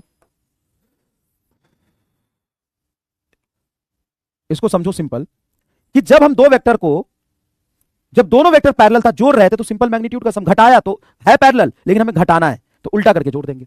90 डिग्री पर ये ए वेक्टर है, हाँ ये वे वेक्टर है, दोनों के बीच में 90 डिग्री का एंगल है, तो इनका सम जब हम निकालेंगे, ए और बी के बीच 90 एंगल है, यहां पे 90 रखेंगे, cos 90 क्या हो गया सर, जीरो, cos 90 जीरो, तो बचा क्या, root under A square plus B square. Difference निकाल रहे, ए और बी का डिफरेंस निकाल रहे, तो A square plus B square minus 2ab cos theta, theta क्या है 90 डिग्री, यहां पे 90 रखेंगे, cos 90 zero, root under A square plus B square. मतलब ए और बी का सम जब तुम निकालोगे तो क्या ए और बी का सम ये आएगा, ए वेक्टर प्लस बी वेक्टर का सम ए और बी के बीच आएगा, हाँ सर। अब तुम मान लो ए में से बी घटा रहे हो तो ए को तो रहने दो एज इट इज, बी को घटा रहे हो तो बी को, जिसको घटा रहे हो उसको उल्टा करके जोड़ दो, तो ये माइनस भी कर दिया हमने, इन दोनों को जोड़ेंगे, अब मैग्नीट्यूड तो सेम, माइनस बस डायरेक्शन नीचे बता रहा है, अब इन दोनों को जोड़ेंगे तो इन दोनों का रिजल्टेंट जोड़ के जो आएगा इधर आएगा। अब जोड़ के जो रिजल्टेंट आएगा एक्चुअल में किसको जोड़ा है, ए को और माइनस बी को, माइनस होने से निगेटिव है लेकिन हो किया तो मैंने जोड़ा है एज इट इज, ये इधर आएगा, देखो ये इधर आएगा, तो ए और बी अगर इधर है तो इसका सम इधर, और ए और बी इधर है तो ए माइनस बी इधर जा रहा है, ये देखो डिफरेंस, ए माइनस बी इधर जा रहा है, लेकिन डी और आर का दोनों का मैग्नीट्यूड क्या रहेगा, सेम, कब, 90 डिग्री पर। और अगर थीटा 180 डिग्री हो, समझिए, अगर थीटा 180 डिग्री हो तो क्या होगा, अगर थीटा 180 डिग्री है तो क्या होगा, अगर, अच्छा टाइम हो गया, sorry sorry sorry, theta 180 degree है, सॉरी, तो x को 180 रखोगे तो ये माइनस, और इसको 180 रखोगे तो प्लस। साला देखना यहां क्या हुआ है, चमत्कार देखना, दिखेगा तो कमेंट बॉक्स में दिल बना दो, एकदम से कमेंट बॉक्स में दिल बना दो, कितना सुंदर हुआ। अगर मैं थीटा को यहां पे 180 रखूं तो आर देखो क्या होगा, ये आएगा तुम्हारा ए माइनस बी, कैसे, अगर थीटा 180 रखोगे cos 180 -1, अब -1 होता ही इधर नेगेटिव आ गया, मतलब ए माइनस बी बनेगा, और डी बराबर तुम्हारा ए प्लस बी हो जाएगा। मतलब दो वेक्टर है, एक आगे है और एक पीछे है, और इन दोनों को तुम ऐड कर रहे हो, सर आगे पीछे 180 डिग्री पर ऐड करेंगे तो माइनस आएगा, ए माइनस बी, लेकिन 180 डिग्री पर तुम घटाओगे तो जिसको घटाना है उसको उल्टा करोगे तुम, आगे आगे और जोड़ोगे तो 180 डिग्री पर एक्चुअल में ऐड हो जाएगा। ठीक है, चलो thank you so much, bye bye. इसको समझो, आ गया यार, चलो क्लास खत्म हो गया, मैं बंद नहीं कर पा रहा हूं क्योंकि मुझे मिली नहीं, अच्छा यहां है ये।